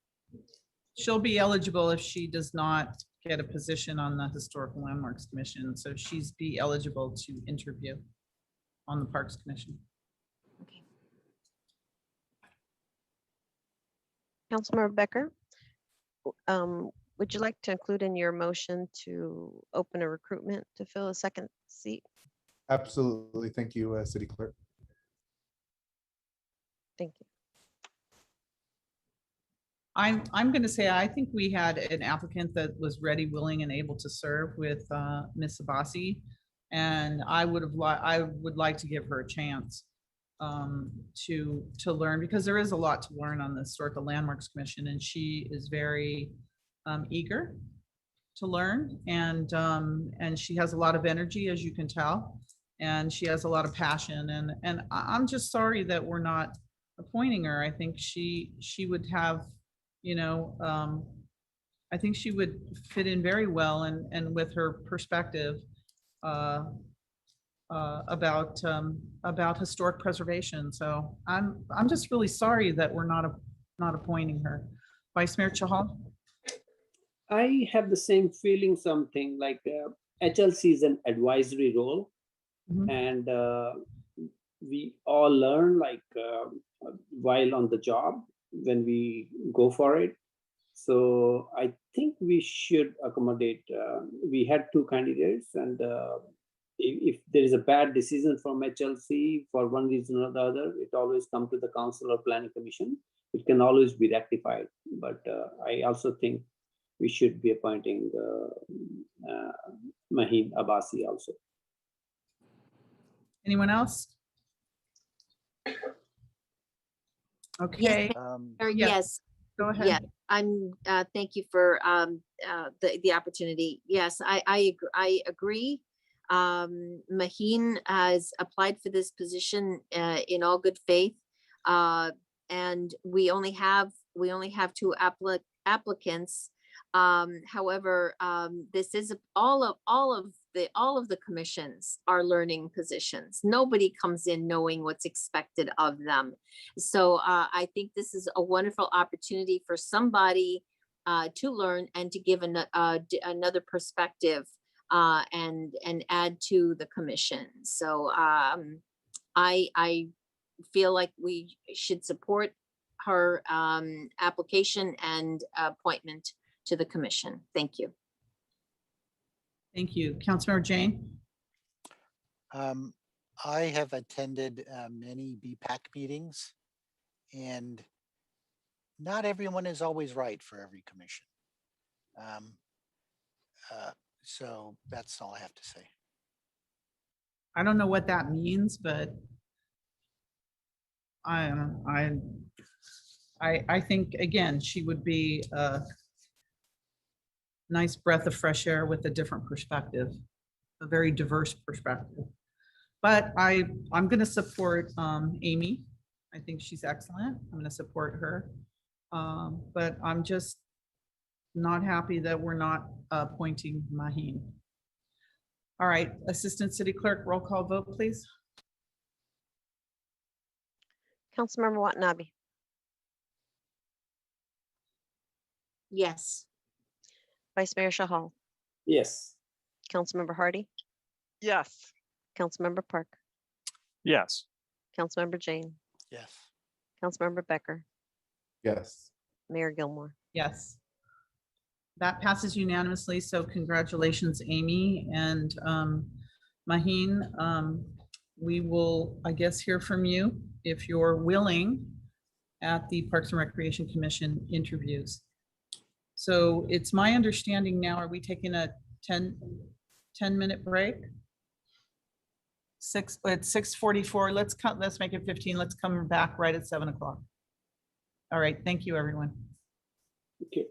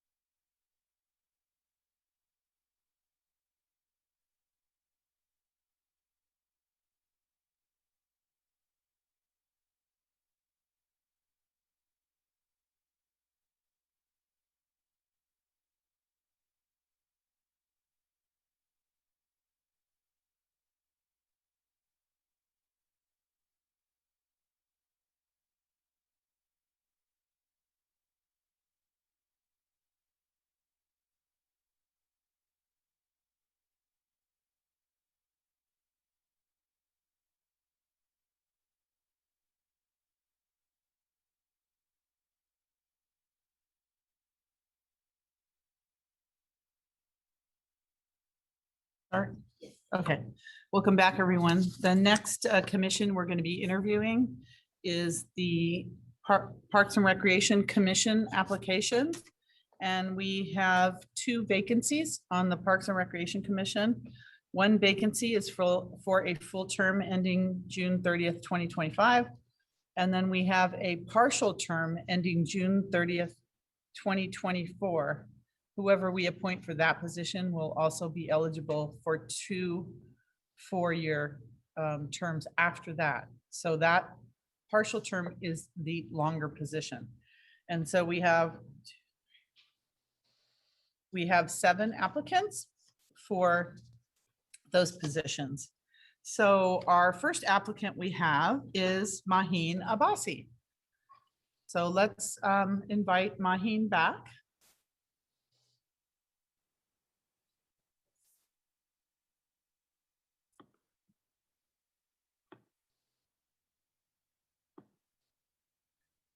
There you are. I see you, Maheen, but I can't hear you, so you're muted.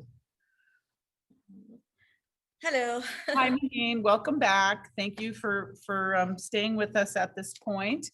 And you're our first applicant up for the Parks and Recreation Commission. So I think you know the drill right now is first, we're going to ask you to give us up to a 3-minute introduction. And then we have some questions that hopefully you got ahead of time. And then we'll ask you for a 1-minute closing statement. So whenever you're ready, Maheen, the floor is yours. I'm ready. Okay, go ahead. Hello, everyone, and thank you for having me as an applicant today.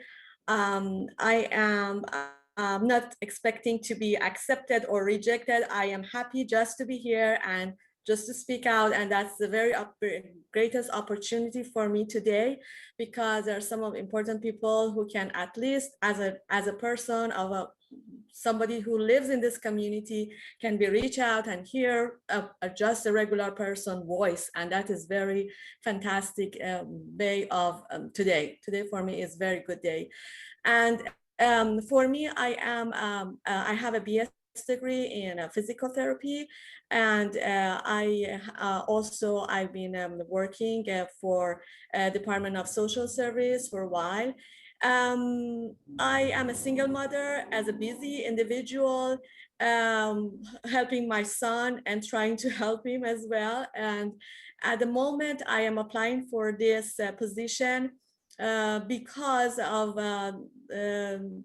maybe I can be positive for the society. I'm not sure, but I just applied for this position to take a good steps and to make a difference in everyday life, mostly juvenile, mostly teenagers, and moms, parents, single parents, and seniors, and others. So that's why I am here.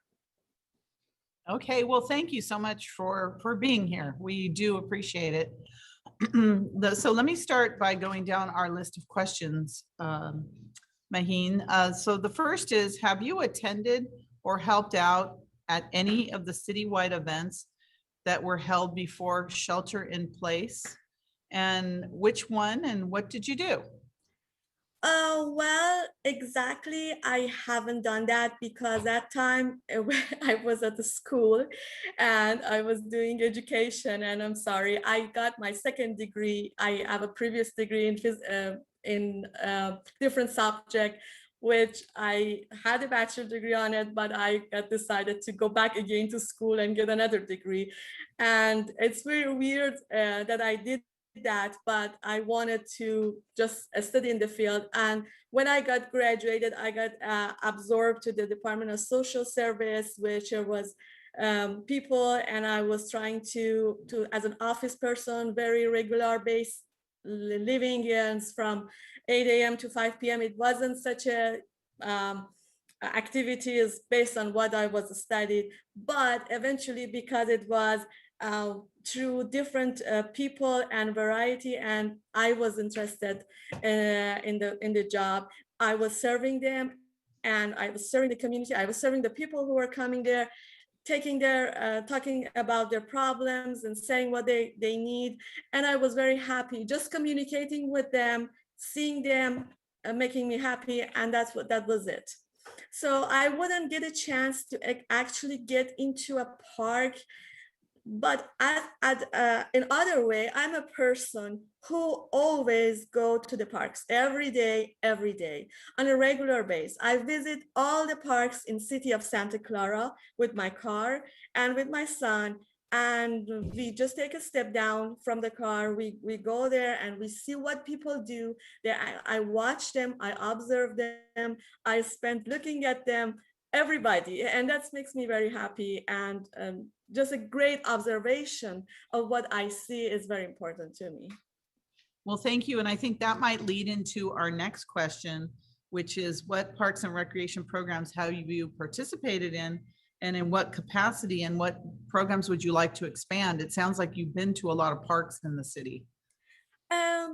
The things that I have been look through the city personally in all the areas of the city, and it's a little bit surprising because it has a different communities that they are located in one corner when we disappear in another corner of the town, and bringing the balance to the town with the activities that people desire is a very difficult thing. And everybody chooses their own unique park they want to go. For example, I live in Los Padres. In this area, mostly I go on a regular basis as every day, but I'm not having a lot of friends. I just look around, walk around, observe and see what's going on. A lot of people, they bring their little kids, the little child to the parks. They are very young, and this parks becoming overcrowded with children, which is nice. And then there is a other corner of the park. There is a guys, they are playing basketball, or they're playing volleyball, and they're playing different types of and then they do other things like they bring food and they snacks and they get together. Where I go to a different part of Santa Clara City, the groups of students from the school, they come together, they play basketball, they play baseball, they all together. This a little bit, they have their own unique uniforms, which is green, the black, red hat, the yellow hat, whatever. And they have people who are watching them like they are a little bit just different. So why this part of the town, which this park doesn't have that kind of group of school children, it can kind of different society, and where that one is different. And I don't know why this is how it is, but this is nice. It's kind of just observation, looking through. I go every corner of the parks, even those places that people don't go through, that's a dark and is sorry, my door was blinded, it's narrow, it's very empty. I go personally, I walk through, I see what's going on. Some people like playing and training their dogs, but this is nice. I just look, and this is where I got interested to apply for this position. I'm just an observing person. What is not good is why I'm an only observer. I wanted to participate. And in my age, am I old? Am I young? Am I what type of a person I am? I don't have an idea, but I like to play badminton. I like to play tennis. I like to do activities. And I'm a female, so what is the possibilities for me? And am I gonna be living a lifestyle always expensive? I always have to pay. And the thing is, America is, when we talk of park and recreation centers, is it parks and recreation, or parks or resorts? Nowadays, the changed. All of the communities and apartment communities, they are changing their lifestyle from recreation to resorts. And They're bringing the prices of the apartments very expensive, double of what it is for the pool or a spa or a little bit of luxury they're giving out. So it's turning to the distance between poor and rich is becoming more and more. And my other observation, why a homeless person should choose a park to live next to a, toilet, and you can't even use that bathroom anymore, is I'm not saying a homeless people has to have a place, has to have a house, has to have a place to live, not in next to a toilet, and when people want to go and stay through the night or maybe late evening, but nobody can use that until only one person go there and close the door. This is kind of like through things are coming to my mind, maybe a lot of mistakes, maybe some, but this is my ideas. Okay, well, I have a couple more questions for you. One is, do you have any thoughts about community gardens in the city? Community gardens. Gardening? Yeah, community gardens. Yes, of course. There is a lot of things that it can possibly happen. There is, for example, in parks that I'm going, I don't see a lot of flowers and gardening. I just see tall trees, and this is all the things I can see in here. But we can just process with more flowers, more gardening, and I'm sorry, this is the door is open. So the thing is, the area needs to be better managed as the view of better gardening and more variety of species, and they can use the plants and okay.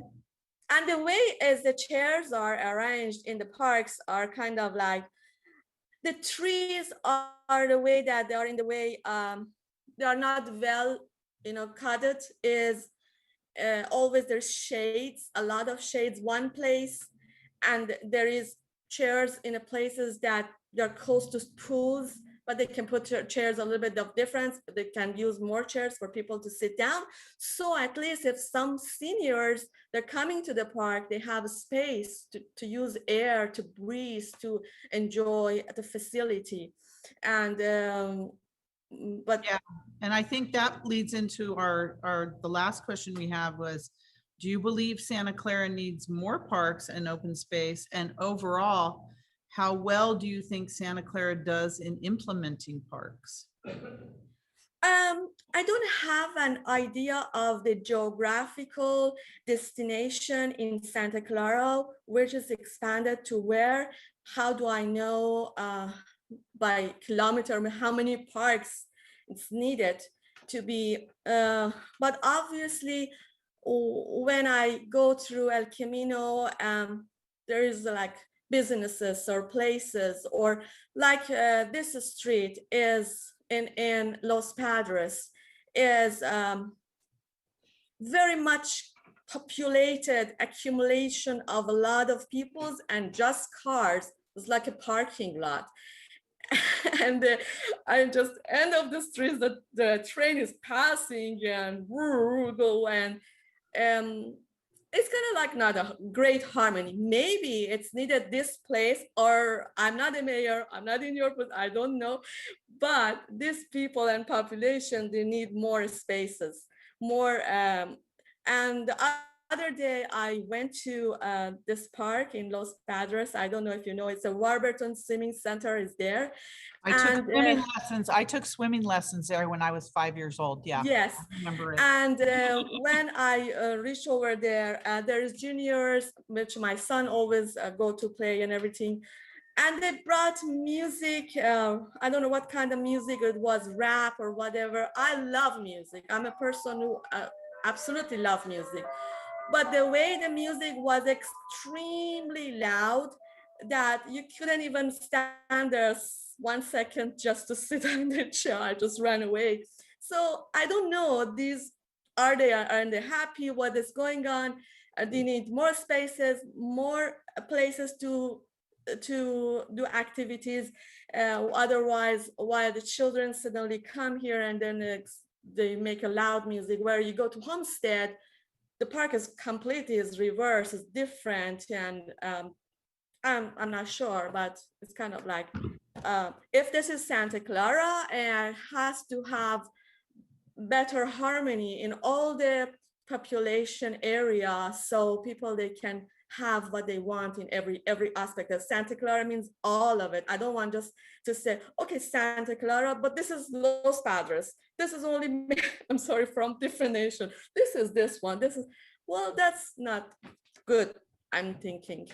Okay, Maheen, thank you. Looks like we're running out of time, so I'm going to have you do your 1-minute closing statement now, and any thoughts you'd like to leave us with.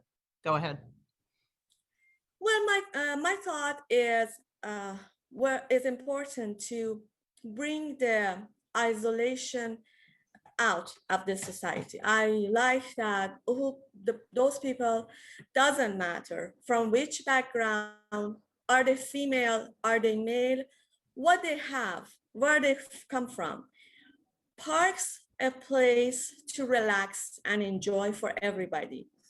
And isolation, if one person comes out of their house and just look around and not finding anything, and then a groups of people, they just do something, and then it's kind of, now I would like harmony in the parks, especially for females, women. They can have some sort of activities. I'm not gonna say just women, but mostly all groups of people, they can find some places so they can do activities. Okay. And also, on more last things, if we can provide free exercise can be happen with with a little bit of instrument, little bit of mind can happen. Free exercise, free group exercise in the parks. Thank you, Maheen. We're out of time, but thank you so much for your presentation and for answering all the questions. We have quite a few people to go through before we vote for these two positions, so you're welcome to stay with us. If not, the city clerk's office will notify you tomorrow of our decisions. But thank you again for applying for this commission. We appreciate it. Thank you. Thanks.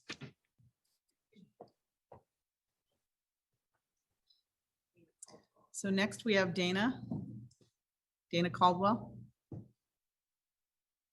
I see him there, but you're muted, Dana.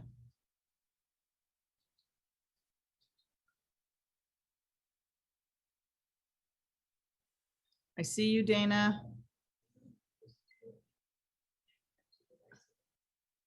Oh, there's two. Do you have two devices on, Dana? I don't know if he does.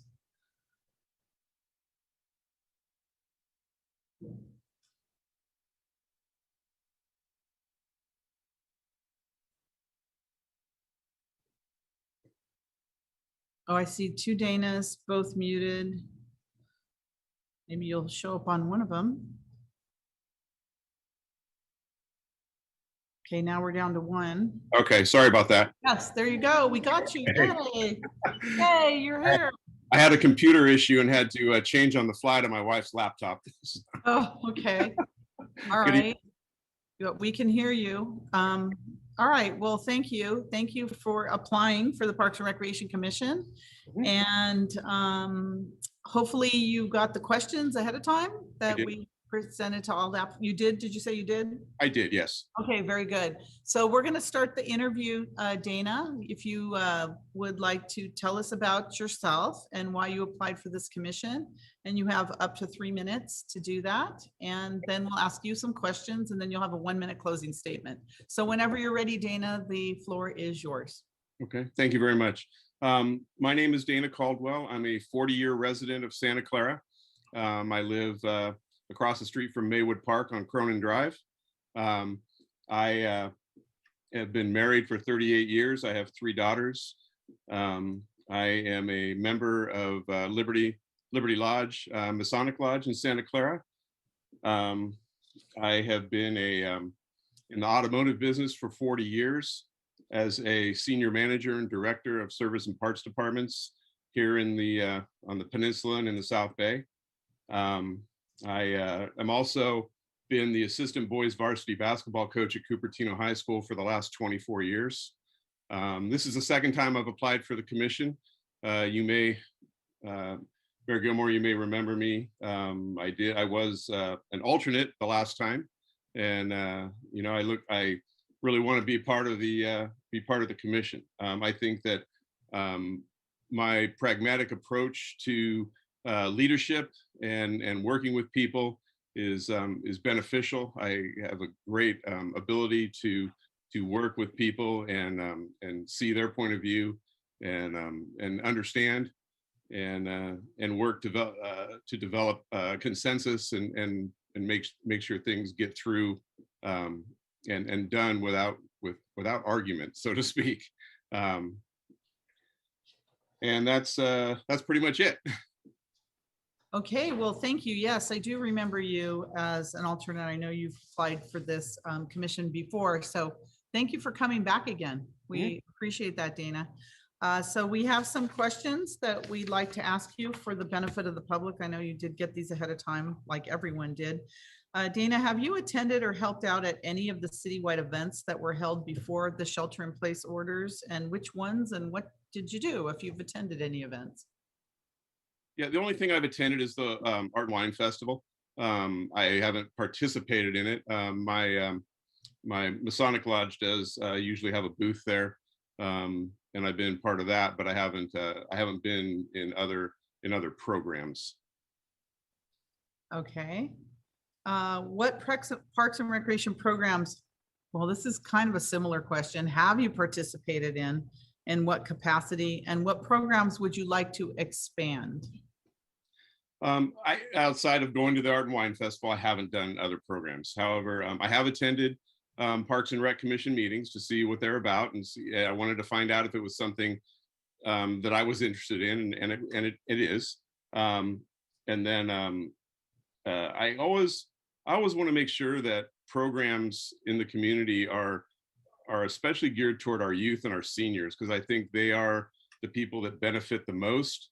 Our youth from being exposed to different type of recreational activities and things that the city can promote and have available to them to help them develop as young people into whether it be sports or other activities that help them just grow into productive members of our community. And then as far as our seniors go, I think it's important that our seniors have a place to go and a place to exercise and interact with others, because so many times I think that seniors sometimes are forgotten and they don't get enough exposure to other people, and also, you know, in some cases don't get enough exercise. And I think that you know, it's important to keep to have them have that interaction with other people and develop friendships and keep them active and vital in our community. Okay, very good. Let's see. Do you have any thoughts about community gardens in the city? Yeah, I like the community gardens. I've seen the one over on San Tomas and it's Cabrillo, right? Monroe, sorry. And I think, you know, especially with the amount of high density housing that goes in areas, I think that we're very limited. A lot of people are limited on what they have access to be able to tend a garden and grow things. And I think a community garden not only brings people together, but gives them a place to have a hobby and you know, grow something nice, whether it be food or flowers or whatever it is. I think it's a good gathering place for people. So I would like to see more of that where possible, as long as it's getting utilized and people are interested in it. You know, I think that, and you know, it should be geared especially towards areas that lack adequate yard space to do these types of things. Right. Okay, great. So do you believe Santa Clara needs more parks and open space? And overall, how well do you think Santa Clara does in implementing parks?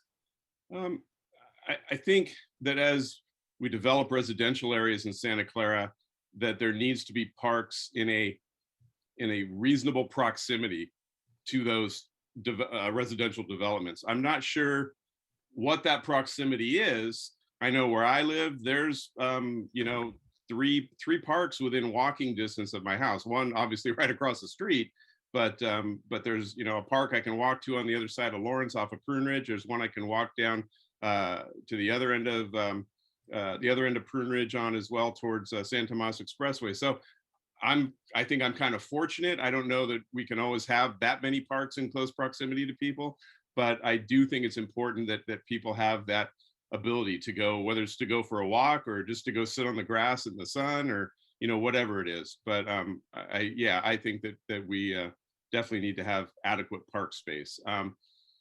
As far as implementing, I'm not really sure how to comment on that because I haven't been involved in anything like that.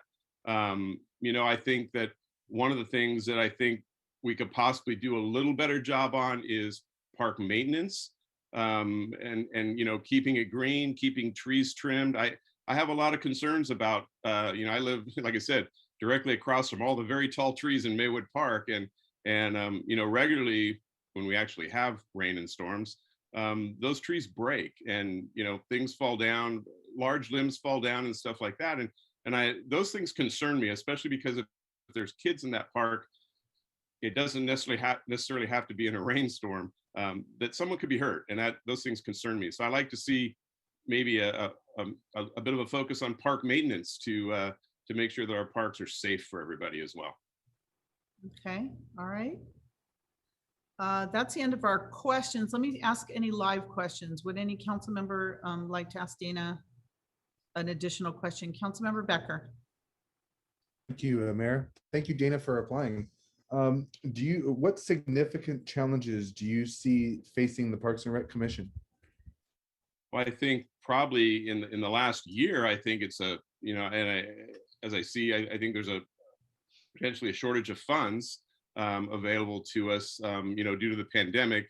Certainly revenues everywhere are down. Revenues were down in my business, and I know that, you know, when that's down, tax dollars don't flow as quickly into the city coffers to help implement these programs. So I think that that's certainly a challenge. You know, and what we need to do, I think, on the council is to, or on the commission is to make sure that we're spending our money wisely and in areas that really need attention, and making sure that we're getting the most bang for the buck with our community members. You know, as I said last year when I interviewed, what we think on the commission may not always be what's best for the community. And I think that I'm a big supporter of soliciting community involvement to make sure that we're doing the right things, because if we do things and people don't participate, then we've simply wasted our money. Thank you, Dana. All right. Great answer. Thank you. Is there anyone else? Any other additional questions? Okay, Dana, it's Yes. time for your 1 minute closing. Anything you'd like to tell us, or anything any thoughts you'd like to leave us with? Yeah, I'm excited to have the opportunity to serve my city. I have been interested in it, and I've watched from afar for quite a long time. I've talked to a lot of people in the city and asked them, you know, about their involvement in it. And everybody that I've talked to has really enjoyed being a part of these commissions. I'm enthusiastic. If I'm put on the council, I'm not moving, I'm not quitting. I will fulfill my commitment. And I take it very seriously. Everything I've done in my life, I take extremely seriously. From the time I was young, I've always kind of been thrust into leadership positions. And, you know, I thrive on that. And I have a lot of enthusiasm for any project I've ever taken on in my life. And I always follow it through. I'm not a quitter. And I promise you that if I'm appointed to the council, that you will be very happy with your decision. Thank you. Thank you very much. And thank you for coming back and applying again. Thank you, Mayor. We do appreciate it. Thank you, Dana. All right. Have a good. Thank you very much. You can listen through the series of interviews here, and we'll be making a decision, or if not, our city clerk's office will notify you tomorrow. All right. I look forward to Okay. hearing from you. Thank you very much. Thank you. All right.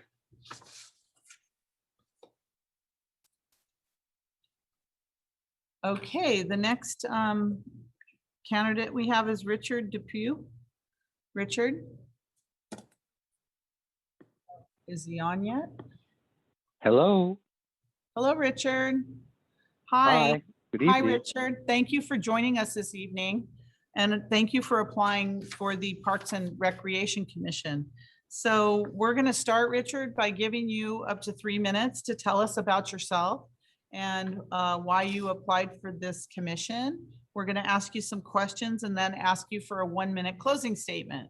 So when you're Okay. ready, we'd like to hear from you as to who you are, give us a little bit of information about you and why you applied for this commission. So whenever you're ready, you can Well, start. I'm recently retired and I'm feeling the need to give back to my city. I've been living here for about 32 years and I recently, became a homeowner about 20 years ago. I do love Santa Clara and I use and like the parks, and I thought that might be a good place to start my involvement. Okay. Is there anything else you'd like to tell us about yourself, Richard? I can't think of anything particularly relevant. Okay. Okay.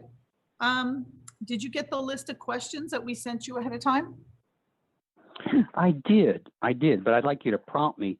Oh, so I that know will. which one you I want will. to I ask will. first. Yes, I will. So the first question we have is, have you attended or helped out at any of the citywide events that were held before the shelter in place orders? And if so, which ones did you attend and what did you do? Well, I haven't helped out, but I have attended the art and wine festivals at Central Park. Mhm. That seems to be a popular one in our city. Yes, yes. Yes. Okay. And I've seen I think the fireworks are under Parks and Recreation purview, are they not? Yes. Yes. Our 4th of July celebration. So I've enjoyed those too. Okay. Wish we were having those this year. Yes. Okay. Yeah, that would be fun. All right. Thank you, Richard. This is a similar question, but what parks and recreation programs have you participated in and in what capacity? And if so, which program that you may or may not be aware of, but what program would you like to see expanded in the city? Well, I'm not sure how to answer that question. I like the parks as a respite from urban life. It's nice to have a bit of nature in our urban or suburban setting. I like to jog in the park. I like to walk my dog, and I like to hang out there with my wife and friends. That's how I use the parks, and I'd like to see them stay open to everybody that would like to enjoy them. One thing I think that Santa Clara does very well, or has done very well, there seems to be a lot of square footage or square miles of park in this city. I think that's one of the things that makes it a nice place to live, more than other cities that I've been to. And something they were really smart about was joining a park to the schools so that you could have a lot more green space. I think that was a great idea. Yeah, I agree with you there. That's when Santa Clara was being developed. We did a lot of that, and we did it in Rivermark too. Yes. Okay. So, Richard, do you have any thoughts about community gardens in the city? We think they're a good idea. Since I'm a homeowner, we have our own garden in our backyard, but I think it's great to have them around for people that maybe don't have access to a backyard. We have a lot more apartment buildings going up, and this is a good way for people to get out of their apartment and to get a little bit of nature, get their hands dirty, and grow some good vegetables. I think it's a great idea. The one that I see most often is the one that's there at San Tomas and Monroe. I think that was a good use of that space. The Eddie Souza Park, yes, and community garden. Mm-hmm. Right. Okay. Do you believe that Santa Clara needs more parks and open space? And overall, how well do you think Santa Clara does in implementing parks? Well, traditionally, I think we kind of covered that. They had done a very good job. Santa Clara is growing, and of course, there's a lot of talk about putting up more apartment buildings or high density, and that is also needed. But that really needs to be balanced with using some of that available space for parks to keep it a livable city and a good place to live. Right, okay. Council, any council members have additional questions? Councilmember Becker. Thank you, Mayor. Thank you, Richard, for applying, and good evening. My question for you is, what significant challenges do you see facing the Parks and Rec Commission? Well, one of them I would say is there seem to be certain rules that are applied to the parks. Things like, no smoking, no motorized vehicles, model aircraft, amplified music. And I think that these were designed so that most people could enjoy the parks. I see them being violated quite often. And I think it needs to be rethought and maybe reinstigated for everybody to enjoy the park.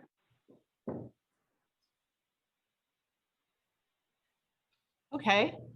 Is there any other council member that would like to ask Richard a question? Okay, seeing none, Richard, then we'll give you time for your 1-minute closing statement. If there's any additional information you want to give us or any thoughts that you would like to leave us with, now's the time to do that. Let's see. Well, I guess I am passionate about parks. Maybe you can tell, maybe not. I think they're a very good resource in a suburban or urban environment. I want to make sure that they stay and they're expanded. And as far as project goes, I've managed dozens of people at one time and had big projects in my work career. No longer doing that anymore, so I have a lot more time to apply those skills to this job. Okay. Well, thank you very much for applying. We're going to finish our interviews. We have a few more interviews for the Parks and Recreation Commission, and we'll be making a decision at the end of our interviews this evening. So you're welcome to stay with us, or if you're not able to, our city clerk's office will contact you tomorrow with our results. But thank you again for applying, Richard. Thank you for taking the time to do that. Excellent. Thank you very much. Have a wonderful wonderful pleasure. evening. Thank you, Richard. You too.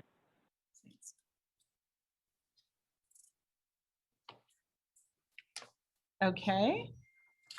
Our next applicant, Sajid, hi. Sajid, hi, exactly. Thank you so much for having me. Thank you for pronouncing that for me. Thank you, Sajid. Thank you for coming this evening and applying for the Parks and Recreation Commission. So we have, as you know, 2 positions open, and we're going to allow you up to 3 minutes for an opening statement to tell us about yourself and why you applied for this commission.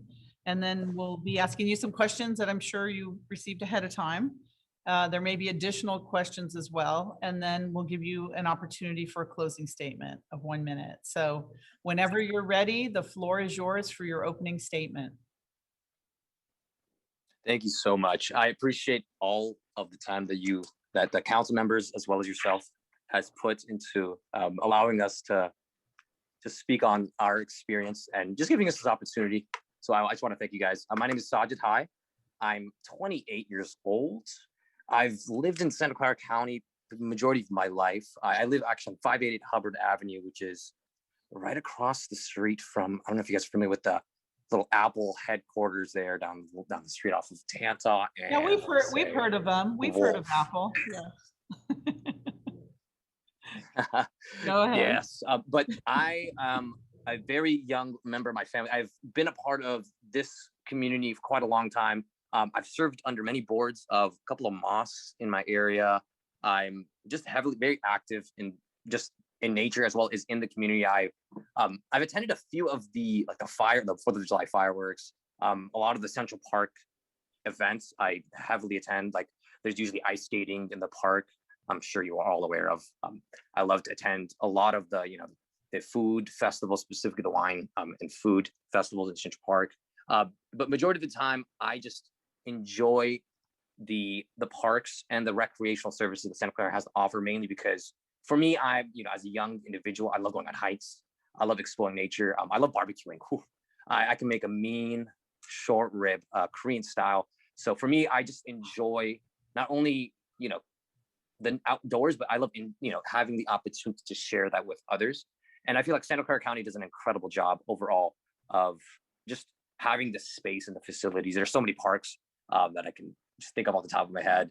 There's a lot of outdoor areas and venues in San Antonio Open Reserve, the Fremont Open Reserve.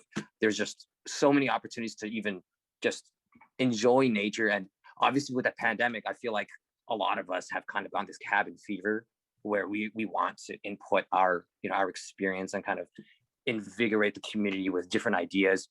So for me, I'm just eager to learn and to just do more in my community, mainly because I'm 28. I have a lot to learn. I have a lot to do. I have a lot of energy, of course, as you can see. But for me, it's more of a learning experience. My family lives with me. I'm in 588 Hubbard Avenue. I live with my dad, my mom, my sister, and my wonderful cat named Wally.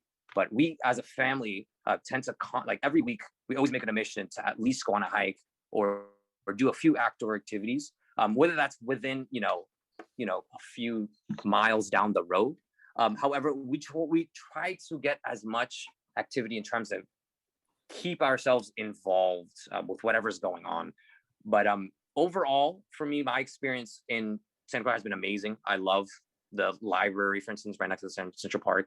It's one of my favorite places in terms of just the mass amount of wealth of knowledge you can kind of absorb. And even just like the pond in the area is just so nice to have the opportunity just to see what different services and things that are are available to us. But if anyone has any questions, I don't know if I answered anything about my own experience. I am young, so I'm definitely not the wealth of experiences the other wonderful interviewers and the interviewees. Okay, well, thank you. We do have questions for you. So the first question we have is, have you, and you answered some of this in your opening statement as well, have you attended or helped out at any citywide events that were held before the shelter-in-place orders? And which ones and what did you do? Yes, so I didn't help out as much as attend. I really did want to learn if there was any way I can help out at the ice skating specifically. I think ice skating I absolutely love. I do like a lot of the other festivals as well, but for me, most of the time I learned them through a couple of my friends who are a lot more active in like the city council members. One of my friends, his name is Omar Dean. He actually recently was elected as Sunnyvale city councilman. He is one of the people who kind of pushes me constantly to reach for my goals and try to do more in the community. So for me, I haven't really actively participated yet, but that's something that I'm hoping to do down the line. I currently work at Thermo Fisher Scientific. So during the day, I essentially make COVID-19 controls, but at night, I usually have a lot of free time. And for me, like I'm trying to get my master's done as well, but it allows me to have a lot more opportunity to grow. And I feel like that's something that a lot of people who are younger need to understand. We have the ability and the energy to make a footprint and to allow for the next generation to kind of, take the mantle, if per se. Okay. You may have answered this already, but what parks and recreation programs have you participated in and in what capacity? And what programs would you like to expand? So you may want to answer the second part of that, but what are your thoughts on that? Absolutely. So I guess the food and wine festival I would love to expand on a little bit, mainly because it's obviously a hit every year. You guys do a great job of the different vendors, and obviously the food and the atmosphere with the communities is amazing. One thing I would love to expand on for sure would be, I don't know, more not kids activities, but you can also expand into of like providing more safe activities, like even having like beanbag tosses or just other outdoor games that can get other people involved, not only younger generations, of course. I know quite a few fun things that we can kind of incorporate into just different activities. Like for instance, I started a friendship group, like a support group for younger individuals in the community, specifically starting in my mosque, and then I kind of expanded through that. I love teaching in general, so that's just one of my hobbies. But obviously, like kind of pivoting from teaching to being a commission member would be a little bit different. But for me, I see no difference in how having to utilize my expertise and kind of pivoting those to try to help brainstorming, even I don't know, kind of catering in my ideas to infuse the current events and current programming that Santa Clara County has to offer. I don't know if that answered the question, but No, that's fine. Okay. Do you have any thoughts about community gardens in the city? Oh, I love community gardens. We actually have one. So in the mosque that I'm actually a board of director member of the West Valley Muslim Association, which is located in, I want to say Saratoga, like on the border of Saratoga and Cupertino. But we actually have on our second location in Los Gatos, we actually started our own community garden, mainly because community gardens are just an amazing opportunity for not only the youth, but other members of the community to give back. There's a lot of opportunity for because community gardens would provide job opportunities for even volunteer opportunities for like Boy Scouts, for instance. I know a lot of times they have like badges to fulfill. And on top of that, you are even providing the ability to even feed individuals who may not even have the opportunity to have access to some certain types of organic foods, for instance. I think that's one of the biggest things for sure that I kind of try to stress: organic and healthy eating and healthy living, healthy lifestyle. I think is something that's we all need. That I specifically love to kind of keep in my daily lifestyle. But yeah, community gardening I think is something that's very, very detrimental to our community. It's something that's honestly self-sustaining, one, and once you even get a program going for developing one of those community gardens, you see the benefit. Like it's incredible. One of my uncles, he used to live in Maine, and Maine, they have a lot of I feel like in general the funding that they get is a bit more, I feel like, than California, but in general they started a community garden in the area for a lot of immigrants, and it was crazy because a lot of the immigrants didn't even know English, and it was through that they actually learned how they learn different words, for instance, like what a tomato was or what a pepper is, just simple things like that. You can even use it as a learning mechanism, which is kind of cool. But yeah. Okay. And do you believe Santa Clara needs more parks and open space? And overall, how well do you think Santa Clara does in implementing parks?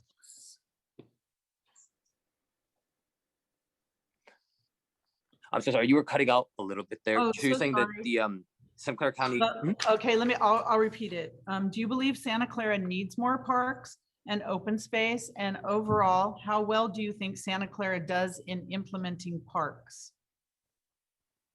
Oh, yes. So Santa Clara County, I believe they do a great job of implementing new parks for sure. And I would say you would, obviously expanding would be a great opportunity, because we can always have more open spaces, more open areas for people to safely interact with their friends.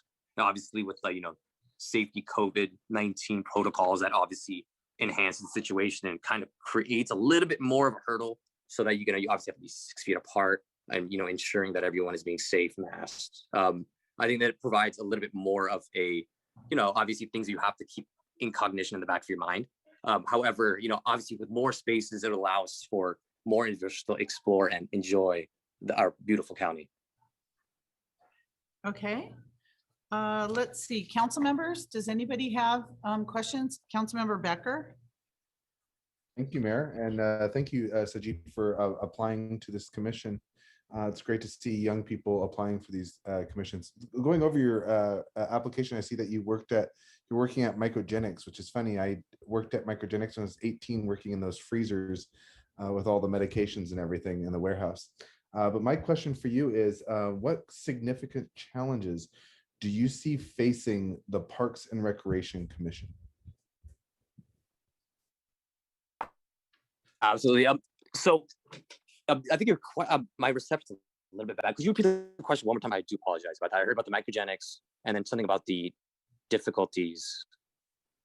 Oh, no problem, no problem. So what significant challenges do you see facing the Parks and Recreation Commission? Absolutely. So a few of the hurdles I would say that we would that would be facing the Parks and Recreation would be, I guess,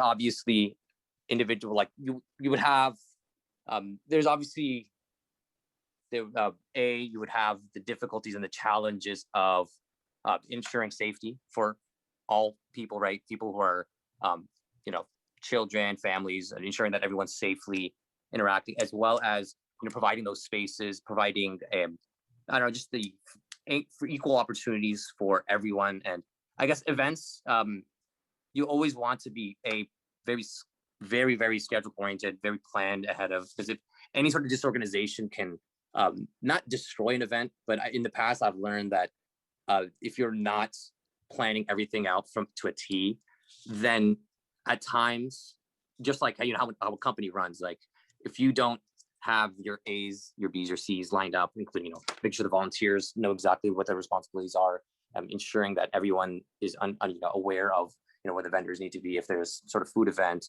ensuring we have parking in order in terms of traffic flow, right? That could be an issue. You don't want the officers or any sort of issues in terms of traffic disruption through the streets as well. So just keeping sure everything is smooth and as efficient as possible. For me, I just look to ensure that the events and the programs are as seamless as possible. But mainly because this is a service that we are doing for the community, and that's it. That's a great blessing to have and a great responsibility, I feel like. So just I guess the burden of the responsibility is one challenge. Obviously just making sure everything's running efficiently and smoothly. But overall, I feel like the greatest challenge would definitely be just keeping everything smooth. Okay, Councilmember Park, before his closing statement, go ahead, Councilmember Park. Yes, thank you very much for applying. I mean, with your background, how would you balance, how would you encourage people to take care of the equipment and the expensive equipment and the new equipment that we put into parks?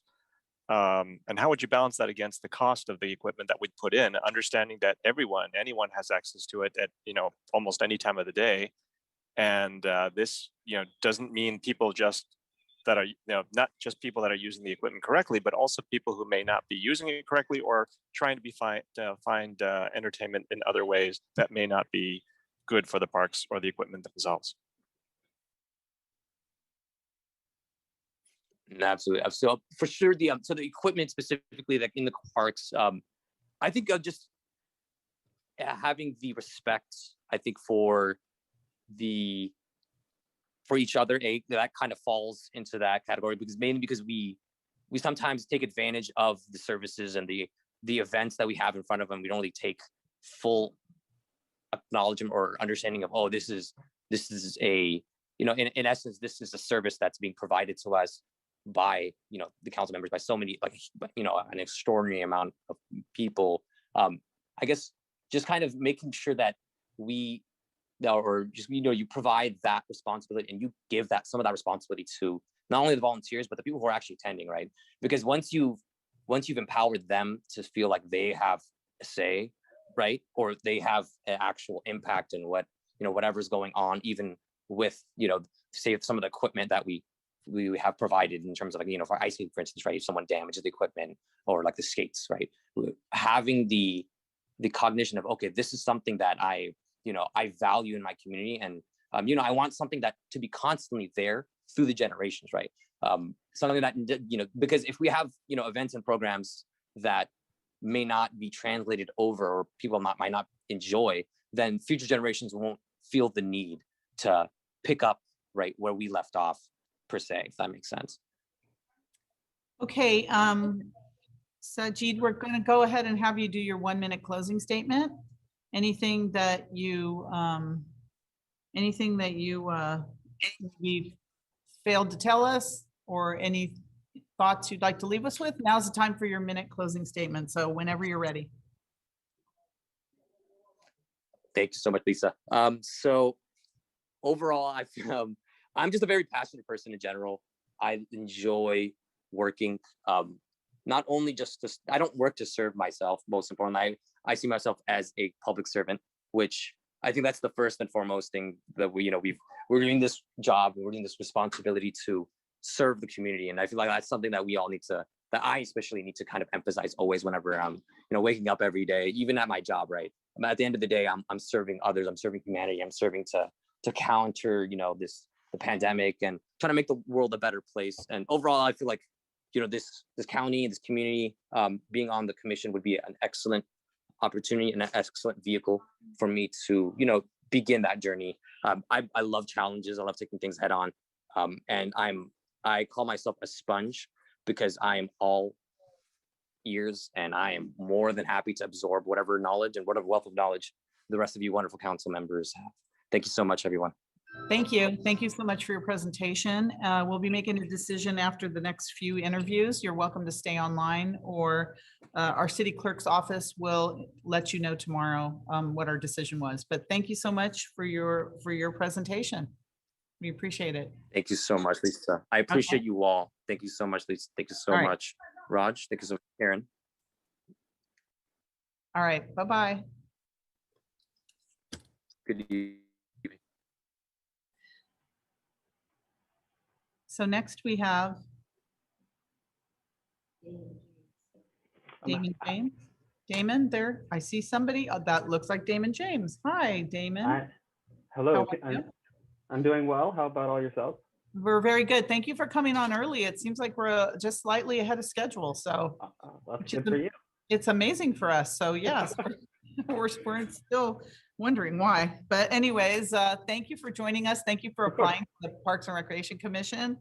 So as you've probably been told, you have up to 3 minutes to tell us about yourself and why you applied for this commission. We have some questions for you, and then we're gonna let you have a 1-minute closing statement for any additional information you want to give to us. So whenever you're ready, you can start your opening statement. And then after that, we will ask you some questions. So the floor is yours whenever you're ready. All right. Thank you very much. And thank you all for having me here. I'm very excited to talk to you about this opportunity.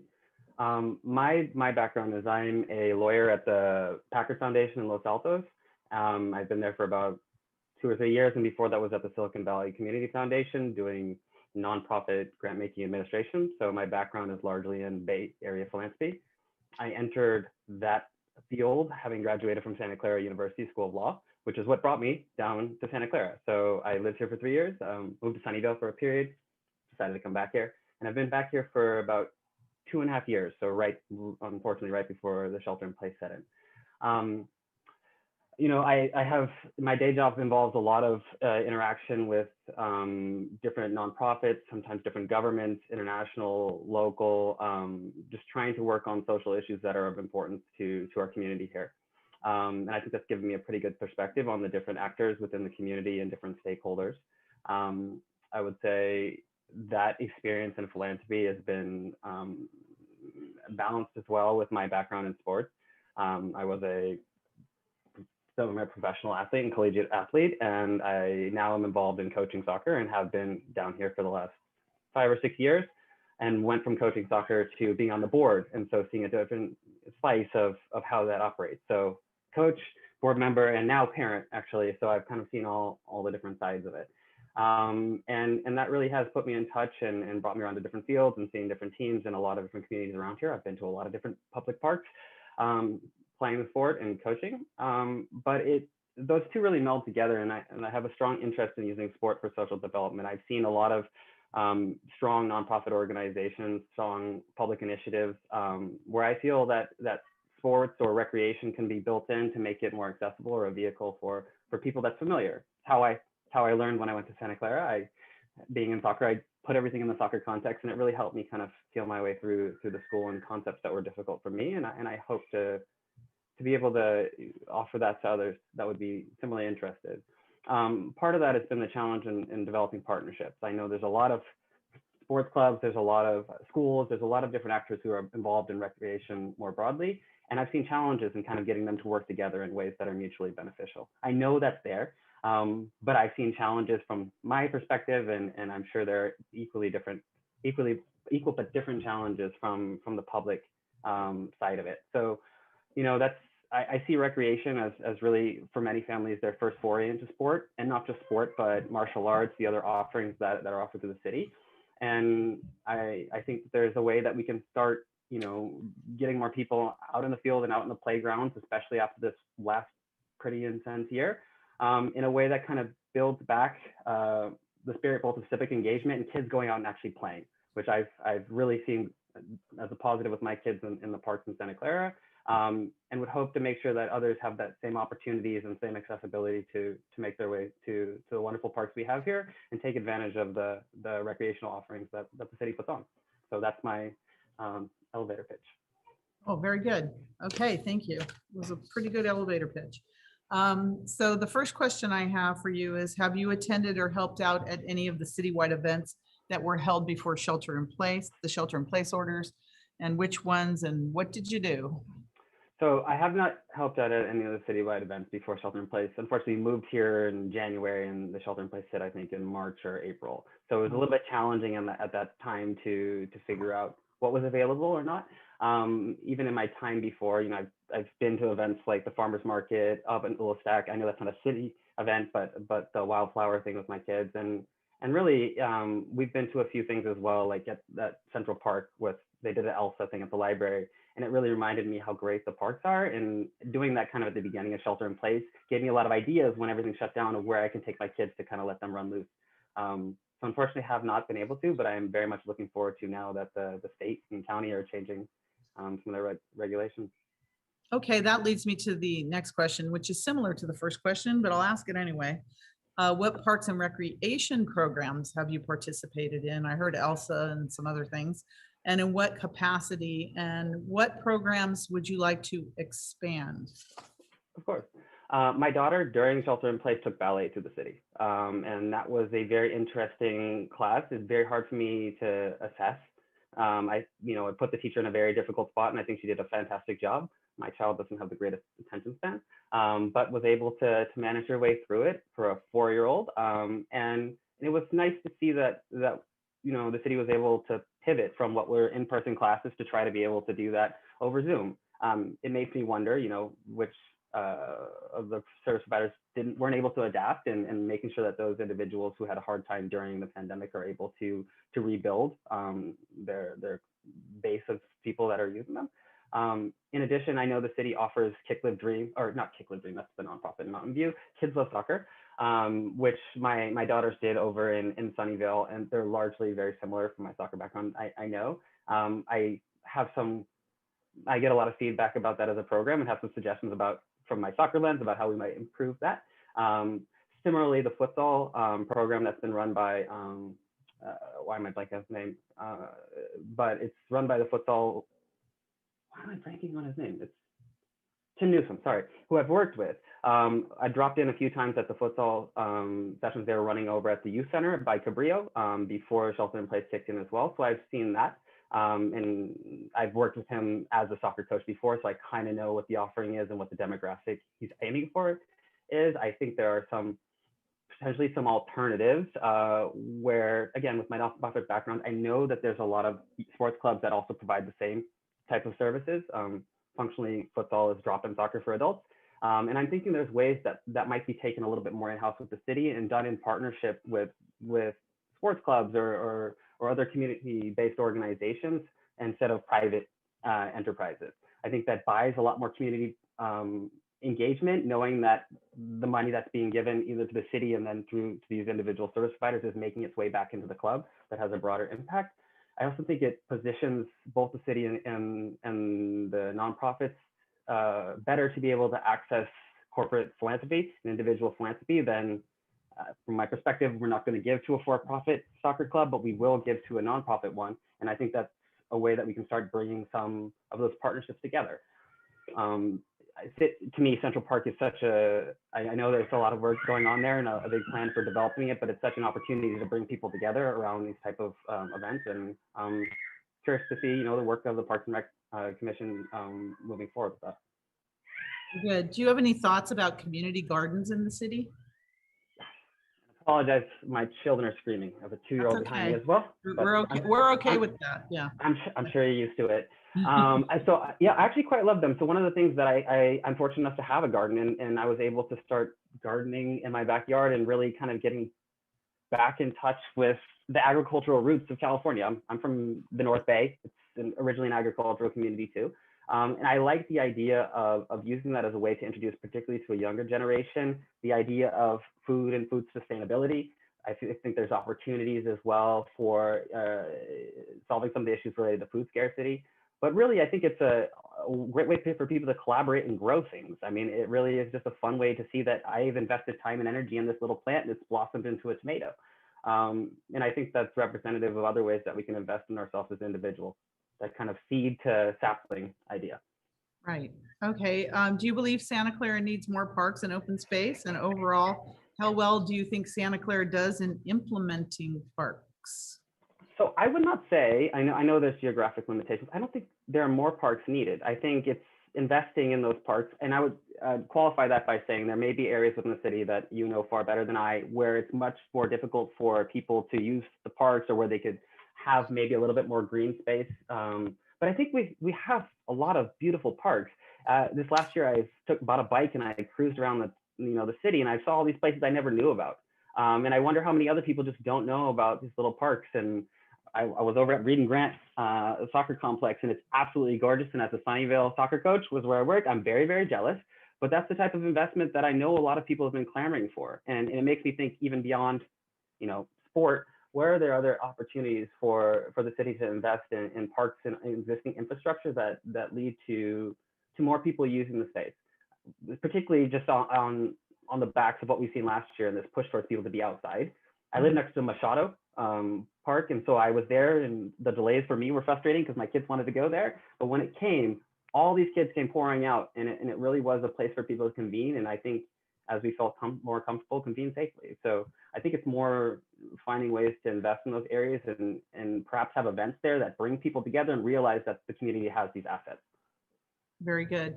Is there any other council member that has any questions for Damon? Councilmember Becker. Thank you, Mayor. Thank you, Damon, for applying. My question for you is, what significant challenges do you see facing the Parks and Rec Commission? Well, I imagine partnerships is a challenging thing. I mean, right now, the city, as I mentioned, many city governments has been stressed by the pandemic, and there's a lot of need within our community and a lot of, different stakeholders who prioritize different things. And so I think the challenge is really emphasizing what I love about being outdoors and what I love about connecting with other people through sport or through recreation. And I think that's really just the biggest challenge, is recognizing that some of these things are there. I know from looking at some of the offerings myself, I see them, and if had I not clicked on the link, I would not have known they were there. So thinking through ways that people can know about those options for their kids, particularly because they can be more cost effective than the private service providers, who tend to be the ones that have the hook at elementary schools and preschools like my own. Thank you. Councilmember Jane. Thank you for applying, Damon. I think you mentioned a little bit about the development of Central Park. Can you tell us a little bit about it and your thoughts about the swim center? So, the swim center to me has kind of stayed. I want to say when I first came to Santa Clara, I kind of checked it out because it said International Swim Center, and to be honest, I don't know that all that much has changed with it over time. I think you have kind of a bandstand area or gazebo area where people can convene. I've not seen a lot of events when my kids have been there convening. I know you have lawn bowling. There are so many different sports that are packed into that one space that it feels like such a unique opportunity that when I was in Sunnyvale, we didn't have some centrally located place like that where you could have city events, where you could set up food stands for local vendors, where you could have nonprofits coming, telling people about the work they do in the community. And I think sport being one of those things that is a large scale convener for individuals, from kids to adults to professional, amateur, that there's opportunities there as those as the infrastructure there is improved over time. And I'm not overtly familiar with the different stages of development and where they are on the timeline. But for me, if you put in a little soccer complex there, the need for having a football course indoors would actually be transferred over to something that the city could oversee and have it be a place that people could convene naturally. I know it happens with basketball, but my personal background is in soccer, and I know there's a commission member who has that background as well. But I just see it as a way to just bring people together. So I can't say that I could know with specificity, but from what I've seen, some of the infrastructure needs maybe a little once over with paint, but more importantly is to let people know it's there and there are events and that it's safe, a place for people to convene. Okay, thank you. Damon now, Councilmember Park. Hello, yes. But thank you, Damon. Thank you for applying. I think you said that you were fortunate enough to have your own garden in the back. Is that true? It's very true, and I actually unfortunately stabbed myself with a cactus earlier. So I learned that. Councilmember Park, is there a question?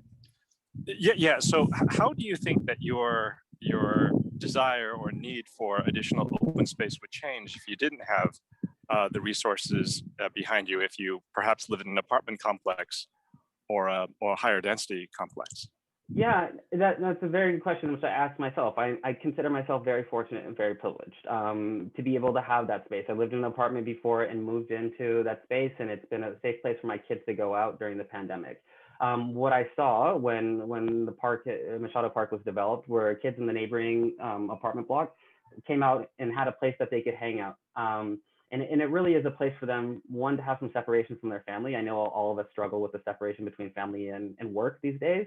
It's exacerbated for me with my kids running around in the background, and knowing that they could go out to a place, be safe, engage in recreation, and actually just make friends within their community is an incredibly important thing for me. And it's very hard for me to think what this last year would have been like, or how much more challenging it would have been if I did not have that luxury. And I know that so many people in the city do not have that luxury.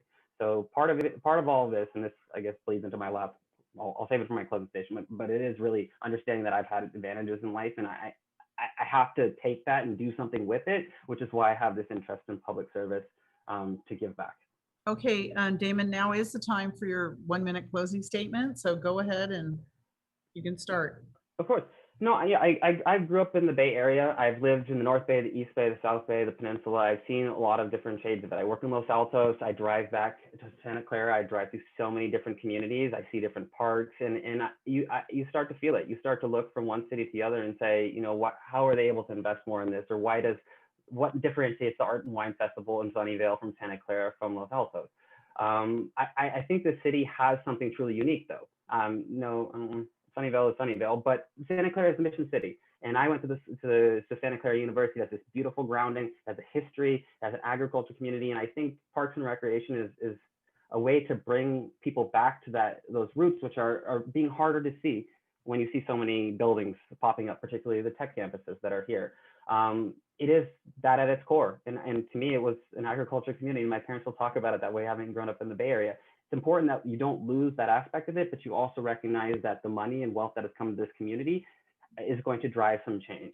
And so I having seen corporate philanthropy, having been out in the field myself, having availed myself of the recreation departments and been out in probably 3/4 of the parks this year, I think I have a pretty good perspective and hope I might be perhaps the right person to help contribute to the commission as it moves forward in its 2021, 2020 goals, 2022 goals. All right, thank you very much. Thank you for the interview, an excellent interview. We're going to be making a decision just We have a couple more interviews this evening. We'll be making a decision this evening. You're welcome to stay and join us. If not, our city clerk's office will inform you tomorrow of our decision. But thank you very much for taking the time to fill out the application and taking the time to interview with us. We appreciate it. Thank you. Perfect. Thank you all as well. Good night.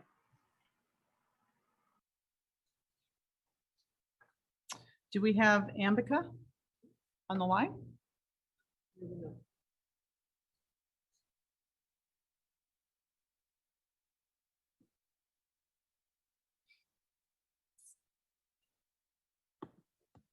Hi, everyone. Oh, there you are. Hi, Ambika. Hi. Thank you for joining us and thank you for applying for the Parks and Recreation Commission. Thank you for having me. So tonight, the first thing we're going to do is have you start with your opening statement to tell us a little bit about yourself and why you applied for the commission. We'll then ask you some questions and then give you a chance for a 1-minute closing statement. So whenever you're ready, you can start with your opening statement. Okay. Well, I've been a part of the Santa Clara City for the last 7 years. I've been in Santa Clara County for about the last 17 years. Having just moved into the city, I've got the opportunity to explore it, see all of the events and opportunities that it provides for the community members.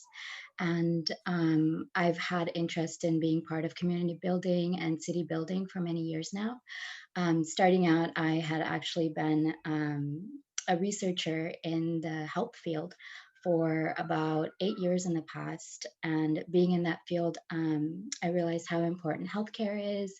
And I got interested in community health, which is why I decided to change and move towards psychology and community building and those sort of interests. So this has been something that's just been in the back of my head for many years, many recent years. And I just saw the opportunity and I figured I'd take advantage of it. And the Parks and Recreations Department has just been something I've been interested for the past 5 years or so now. And I've been wanting to get more involved and I've been looking at opportunities and I feel like I haven't quite stepped into it. And just seeing this opportunity, I really just wanted to take it to see if it's something for me. Okay, very good. Well, thank you for applying. Yeah. So I know that we sent you some questions ahead of time, so hopefully you had a chance to look them over. So I'm just going to go over them one by one, if that's okay. Okay. So the first is, have you attended or helped out at any citywide events that were held before the shelter in place orders, and which ones and what did you do? I feel like I haven't quite attended any of the events full on, but I was aware of the ice skating ring that was out there during the winters. Noticed some of the ice melting. But I have not attended in person, but I've definitely been interested in seeing more of the events, especially different cultural events. I know being in a society that is so diverse, I feel like we do need opportunities for different community members to come together. And I feel like cultural events will be such a great way for different people to come together and, learn about different cultures. So I do have interest in developing the events area, but in specific, I think with my recent interest, I still haven't had the opportunity to attend to many of them. Okay, and I know this past year there hasn't been an opportunity for really anything in the city. Yeah. So, and this one's a little bit similar to the first question. What parks and recreation programs have you participated in and in what capacity? And what programs would you like to see expand? And I know you talked a little bit about what you want to do, but what programs would you like to see expanded? I definitely need to learn more about the programs that are currently available. I know we do have a swim center and I have attended the swim center, but at the same time, I felt like I couldn't quite partake in it. I would like to see more availability with the swim center for different populations. I recently visited the newer parks, the Eddie Zauza Park. They do have a community garden there. In terms of programs, I feel like I still need to learn more about the programs. That's fair. Yeah. Do you have any, well, you just talked about it. Do you have any thoughts about community gardens in the city? You just mentioned our Eddie Souza Park. Yeah, I did visit it recently. I just think it's a great way for community members to come together. It gives opportunity for pretty much all age groups to come in and feel part of the community and feel part of the land. And I think that's such a great way to connect. I definitely support it, and I would like to see more of it in different parks. Okay, very good. Do you believe Santa Clara needs more parks and open space? And overall, how well do you think Santa Clara does in implementing parks?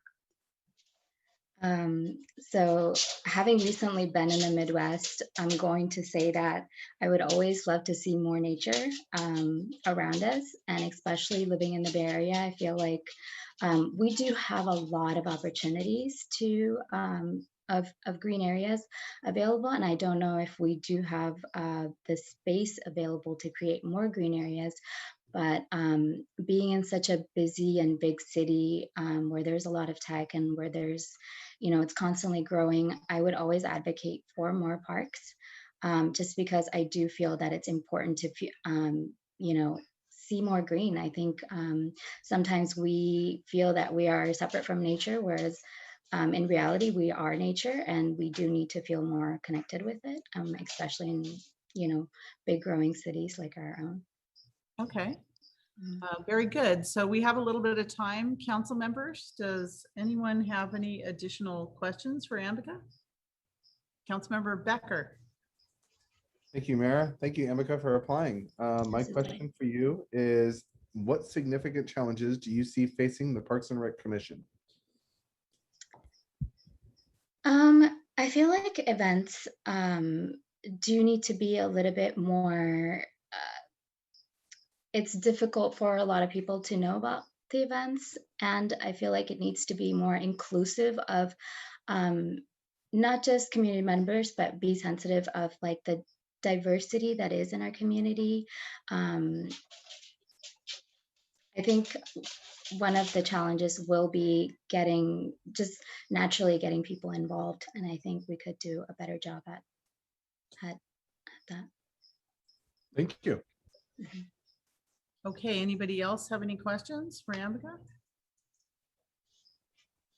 Okay, seeing none, Ambika, it's time for your 1-minute closing statement. So anything you may have left out or any thoughts you'd like to leave us with, now would be the time to do that.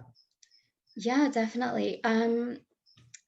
I just feel like I would like to have the opportunity to bring more opportunities for the community to not just connect with each other, but feel connected within the community. And I would like to have an opportunity at some time in the future to create events for communities where they can feel more involved, and also create more events within smaller park areas, not just have like big events at Central Park, for example, but give an opportunity for smaller community members to come together. I do feel like there is a lot of disconnect, and my hope is to bring the community together a little bit better, and whether that's through creating spaces that allow for more interaction when people visit the parks, or having in general more activities that can bring community members together. Okay, very good. Well, thank you so much. We're going to be making our decision after the next couple of interviews, so you're welcome to stay on. If not, our city clerk's office can contact you tomorrow and let you know what our decisions were. But thank you so much for having me. And thank you for taking the time to apply. Thank you. Thank you.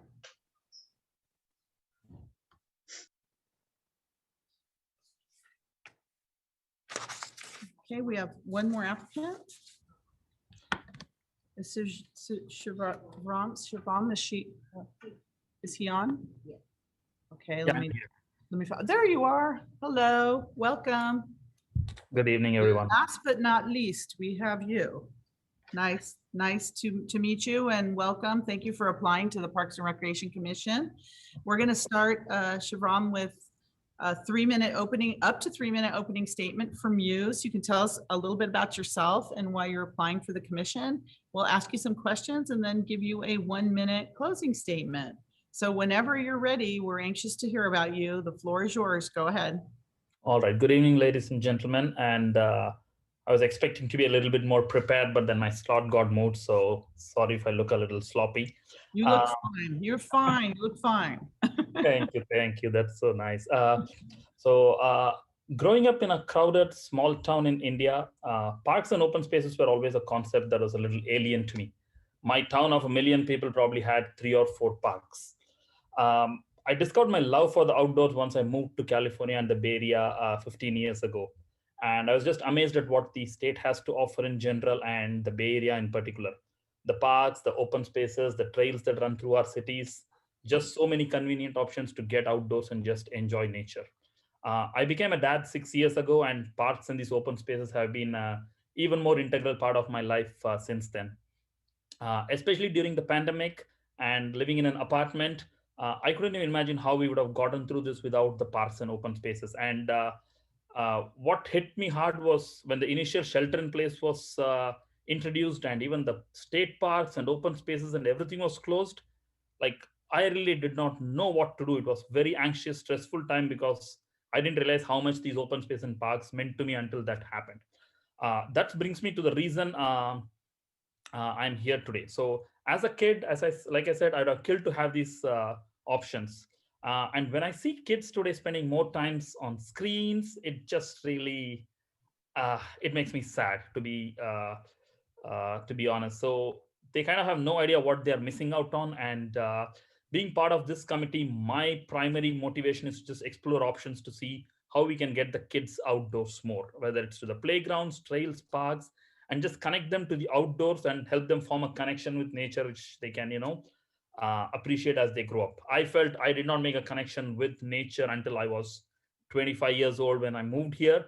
But the kids here have so much options. They kind of take it for granted sometimes. And that is one of my primary motivations. Like, I see how my daughter enjoys how just being outdoors has helped her grow. And I just feel there's a lot that we could do, especially from a kid's perspective. So that was my primary motivation in kind of seeing how I can give back something to the community and get kids more outdoors a little bit more. Very good. Thank you for those comments. I agree with you a lot on the kid thing. So have you attended or helped out at any of our citywide events that were held before the shelter in place orders, and which ones and what did you do? The answer is no. I've been a resident of Santa Clara just for about a year. I've lived around, I've been in Sunnyvale and San Jose for the last 15 years, but Santa Clara, I am a little new. While I was there, again, not a lot of city events, but my daughter and me are regulars at the creek cleanups that the Coyote Creek group organizes in San Jose along Coyote Creek, of course. There are a couple of cleanups organized by a small group here, Guadalupe Creek, which is right behind where I live. So those are things I have attended, and not city events, but my role has been more with respect to just events for kids. I started the local Girl Scout chapter, and I'm the troop leader. There's a nonprofit called Free Forest School that encourages outdoor play in nature. So they had a Santa Clara unit which used to meet at Ulistack. So I was the kind of anchor for one of those chapters. So the city events are a little new to me. I haven't done anything, but community events, yes, I've been trying to do my part, and that's where I stand. The next question might be a little bit more of the same, and hearing that you've only lived in Santa Clara for a year, and during that year was the pandemic and most of our programs were closed. So keeping that in mind, what parks and recreation programs have you participated in, and in what capacity? But which programs would you like to expand in the city, which might be a more fair question for you. Mhm. So I've done a couple of programs. Like my daughter has taken the gymnastics at the on Benton, whatever is organized there, and some swim lessons. So like I said, outdoor activities is what I'm. I think there's a lot of things that can be expanded. So I'm. In addition to the current events we have, I think. One silver lining from this pandemic is people are realizing how much going outdoors is fun because everybody's tired being home. So I see that as one tiny slither of silver lining in this otherwise crazy year. So and one of the things I have noticed here in this country is even when you go to playgrounds, the kids are usually playing in the play structure. Like there's not much of interaction among kids, and especially post the COVID world, I don't know how it's going to be. So uh, I have a lot of ideas for events that brings kids in the community together, like have a little field day for them, have things where they can, compete with each other. I'm really opposed to this. Everybody gets a medal culture. So kids need to just compete and participate and know what winning and losing feels like. So I think those kind of events is what, and the best part is they don't cost much at all. So uh, yes, there are the usual events of tennis and swimming and gymnastics, but I think one area we could expand is we have so many of these parks where there's so many of these fields, and we can just get at least a few kids from the community together and have them, it could be a little race, a little obstacle course, and simple things which, volunteers could do. So that is probably an area we could really expand, where it really gives kids an opportunity to play with each other, compete, make friends. I think that is I've seen that uh, how that builds relationship and confidence among kids, and I think there's a lot that can be done on that front. Great. So tell us your thoughts about community gardens in the city of Santa Clara. I think community gardens are awesome, especially given the fact that, again, people like me, we all don't have a backyard or anything to do here. So I live just a couple of blocks away from the one on San Thomas. So we love going there. Just again, I keep going back to kids, but for anybody seeing something grow, just having a sense of, okay, how things happen, and how does food even come up to our table. So I think those are all very interesting and important concepts that everybody, especially kids, will learn. And in a area like ours, there's not a lot of scope for farming and those kind of activities. So community gardens are great. I think there's a lot of potential to expand community gardens. You don't need a lot of space or infrastructure, but there is something that can be encouraged. And my apartment community, in fact, has a little farm where the farmers come, and whenever possible, I like to go with my daughter, just have them touch the soil, feel the soil, pick up a fruit or a vegetable. I think it's those experiences are life changing, and something that a lot of today's kids do not know where their food comes from. Like, what is a local food, what grows in the Bay Area, what is a plant species native to Santa Clara. A lot of people do not, especially kids, do not know that, and this is kind of a way to promote that. So as important as the having a garden is, I think it really teaches some very, very valuable life lessons for the kids. So community gardens are incredible. Great. Okay, so one of my last questions: do you believe Santa Clara needs more parks and open space? And overall, how well do you think Santa Clara does in implementing parks? Okay. Well, the simple answer, the right answer is yes, we all need open spaces, especially where we live. But I also believe that creating or constructing new parks is not really the solution to parks and recreation being more relevant or moving in the right direction. So we have a lot of parks which are, I would say, a little underutilized in terms of people who come in there. And open spaces, yes, I mean, it would be anytime we can stop construction and claim open spaces, it's a win for everybody. But I know how challenging it is, given where we live in the Silicon Valley. So I don't think we need a ton of parks more. Again, like I said, I grew up in a city of 1 million, which had 10 parks. So when I see how like I'm like there are so many awesome parks here. But investing in making sure people come there should be probably the more of a priority. And again, I have lived in Santa Clara just for a year, and where I live, I'm lucky. Just I have like 5 parks that I can practically walk to. So I'm probably a little biased. I don't understand the other areas of Santa Clara where there not be that many parks.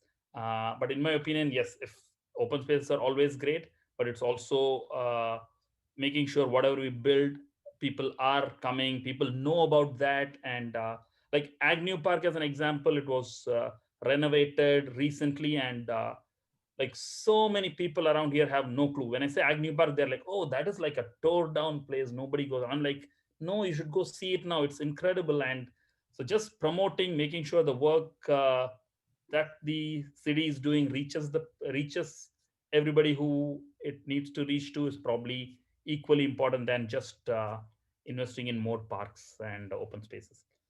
And sorry, there was a second part of your question, which the answer was Well, do no, I you haven't. think- How well do you think Santa Clara does in implementing parks? I really have no clue about that at this point. I have to be honest with you, having lived here just a year, and the last 1 year has been not much has happened. I'm sorry, I really do not know. No, we appreciate your honesty. We understand that you came at a time where it's difficult to really dig into parks when we had everything shut down. So we appreciate that. Is there, we have just a couple minutes. Is there any council members that have some quick questions? Councilmember Becker? Thank you, Mayor. And thank you for being very honest too. I agree with the mayor on that. My question for you is, what significant challenges do you see facing the Parks and Recreation Commission? I believe it's just about being relevant and reaching out to the community. I think I can cite a lot of examples where you really have to look to see, go out of your way to figure out, okay, how well the Parks and Rec Commission is doing. So it is just about reaching out a little bit more, organizing events where, whether it's a road show or whether it's a brown bag, just to show what Parks and Recreation is about, what are the facilities you have. Because frankly, nobody reads email newsletters. There's just so much content online that we got to, I think, go old style and take it on the road and have some, like if you have a stall in a park, people automatically get gravitated. But it's about reaching out to more people, letting people know about the things that are being offered, making them interested. That to me is the biggest challenge. Again, just the amount of time kids are spending on screens, the childhood obesity issues. I think these are all issues where Parks and Recreation can really make a difference. And that is where I want to, I see as a challenge in terms of reaching out to the right people, having the right plans to, target these and just getting kids out. So that to me is the biggest challenge. Thank you. Quick question, Councilmember Park? Hello, yes. And I heard your comment about the parks being underutilized. And it's funny, but every time I hear that comment, I can't but think about all the people from Santa Clara that I meet at Sunnyvale Parks and Cupertino Parks, and everyone's going outside as well. But as a father, you must have a favorite park, or several favorite parks, and hopefully they're here in Santa Clara. But what makes those parks your favorite?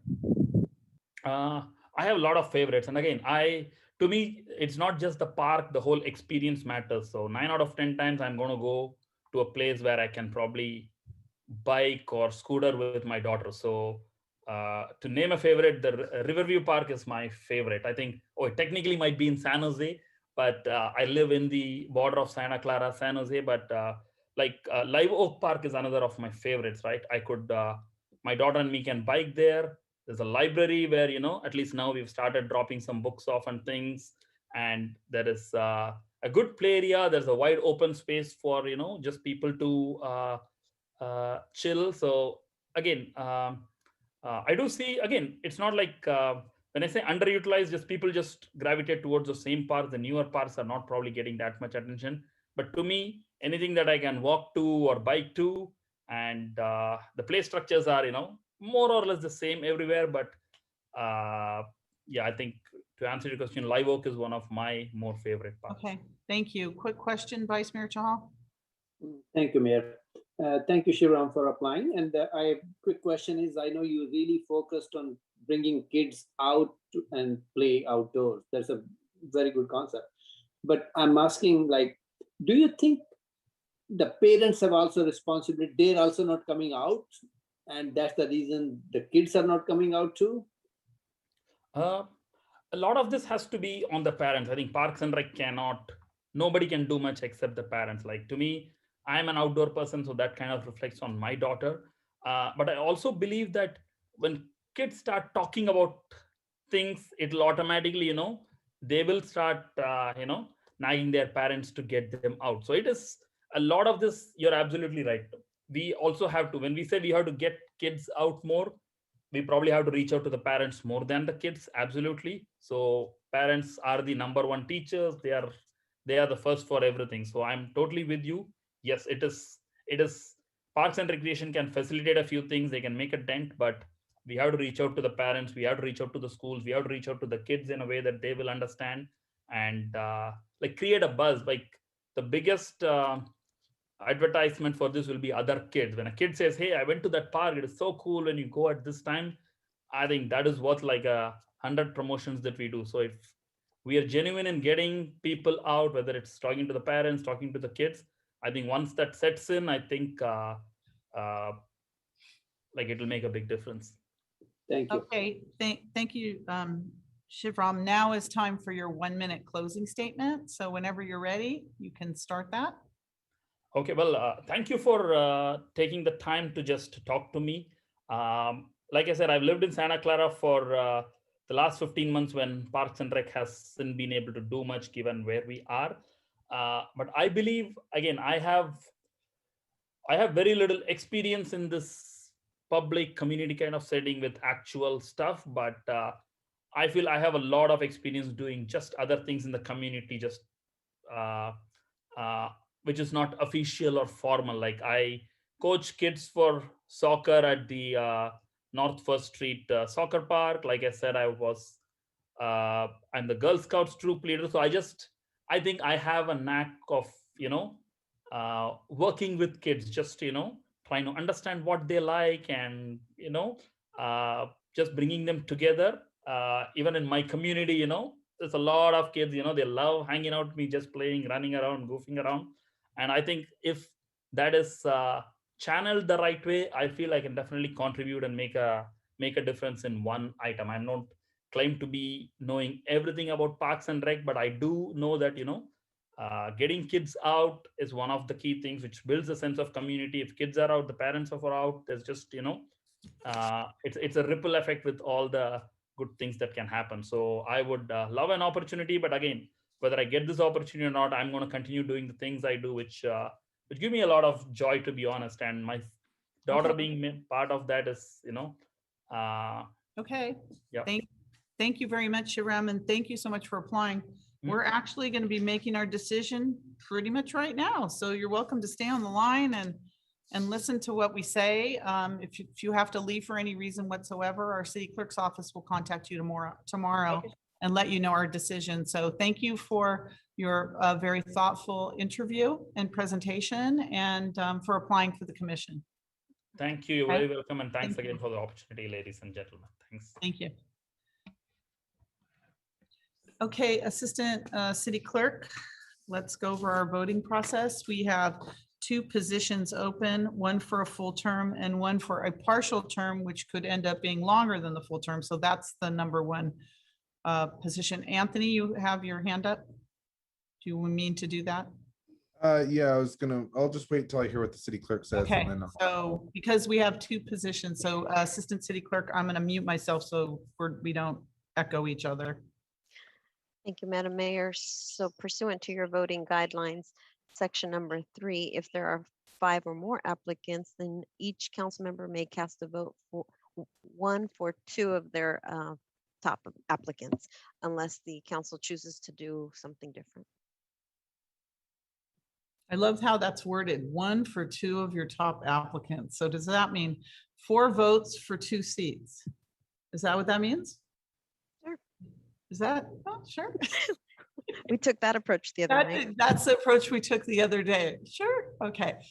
So 4 votes, top 2 for the positions, next to eligibility list for 6 months. If the Okay, council would like to Councilmember proceed. Becker. Councilmember Becker. I was gonna say something different, but now that makes a lot more sense, so never mind. Okay, so does everyone need a minute? Does anybody need a minute? So are we doing the same way we did yesterday, 2 first and then second round 2? No, top So we are doing 4, top 4 4, top 4. 2 top are the 2 positions. Okay. Bottom 2 eligibility for Okay. 6 months. Okay, Okay. 4, 4, 2, 2. Cool. It all sounds great until there's ties. Okay, so we know how that goes. So, and it, again, difficult. Look at these candidates. Come on. There's a lot of interest out there, a lot of experience, a lot of good ideas, you know, a lot of wonderful candidates. I'll tell you, this is not one of my favorite jobs because I would like 7 more positions. I think we should look at expanding our commissions because it's making it very, very difficult for us. And everybody out there that applied, thank you so much. It's just, there's so few positions for so many wonderful candidates. Okay, so are we ready, or does anybody have any questions or need any more time? Okay, Assistant City Clerk, I'm gonna mute myself. Go ahead. Thank you, Madam Mayor. Councilmember Watanabe, your top 4. Okay, thank you, Nora. So top 4, I have Damon James, Dana Caldwell, Sahid, and Shivram. Vice Mayor Shahal. I have Damon James, Shivram, Sajid, Dana Caldwell. Councilmember Hardy. I think I see a pattern here, but I put mine in alphabetical order. Dana Caldwell, Sahij, hi, if I'm saying that right, Damon James, and Shivram. I'm not going to say the last name. I'll say it incorrectly. Thank you. Councilmember Park. In no particular order, Dana Caldwell, Richard Dupuy, Shivram, and Sajid. Councilmember Jane. You are muted. Councilmember, you're muted. Dana Caldwell, Shivram Venkatesan, Damon James, and Sajid Hai. Councilmember Becker. Tough. Dana Caldwell, Damon James, Sajid, and Ambika. Mayor Gilmore. Okay, I have Dana Caldwell, Damon James, Shivram, and Sajid. Okay, give me a minute to tally this. We might have some ties here, so we might have to do a second round even for the positions. But yeah.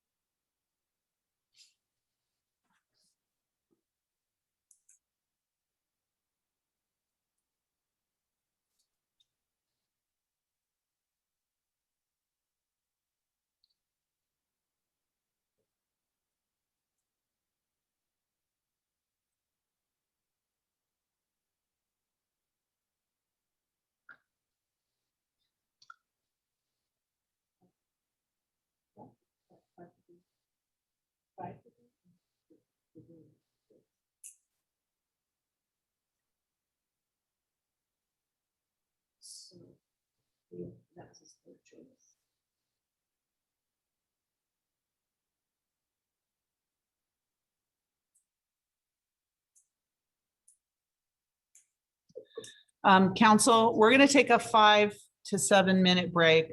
Well, let's see, it's 8:51. Let's come back at 9 o'clock. This is a little more complicated than we had imagined. So 9 p.m. Be back here. Thanks.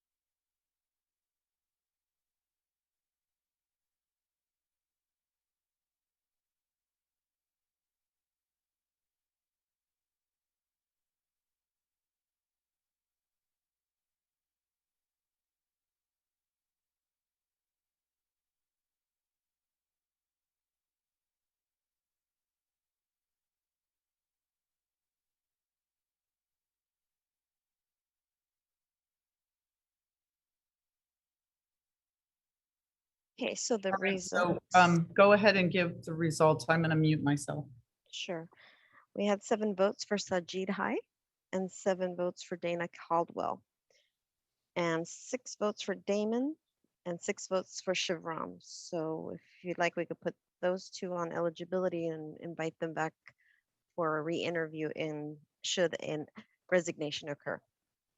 For the 2 tied, would you like to do a revote so that you can select who gets the longer term, which would be the partial term with the eligibility to fill 2 4-year terms after that?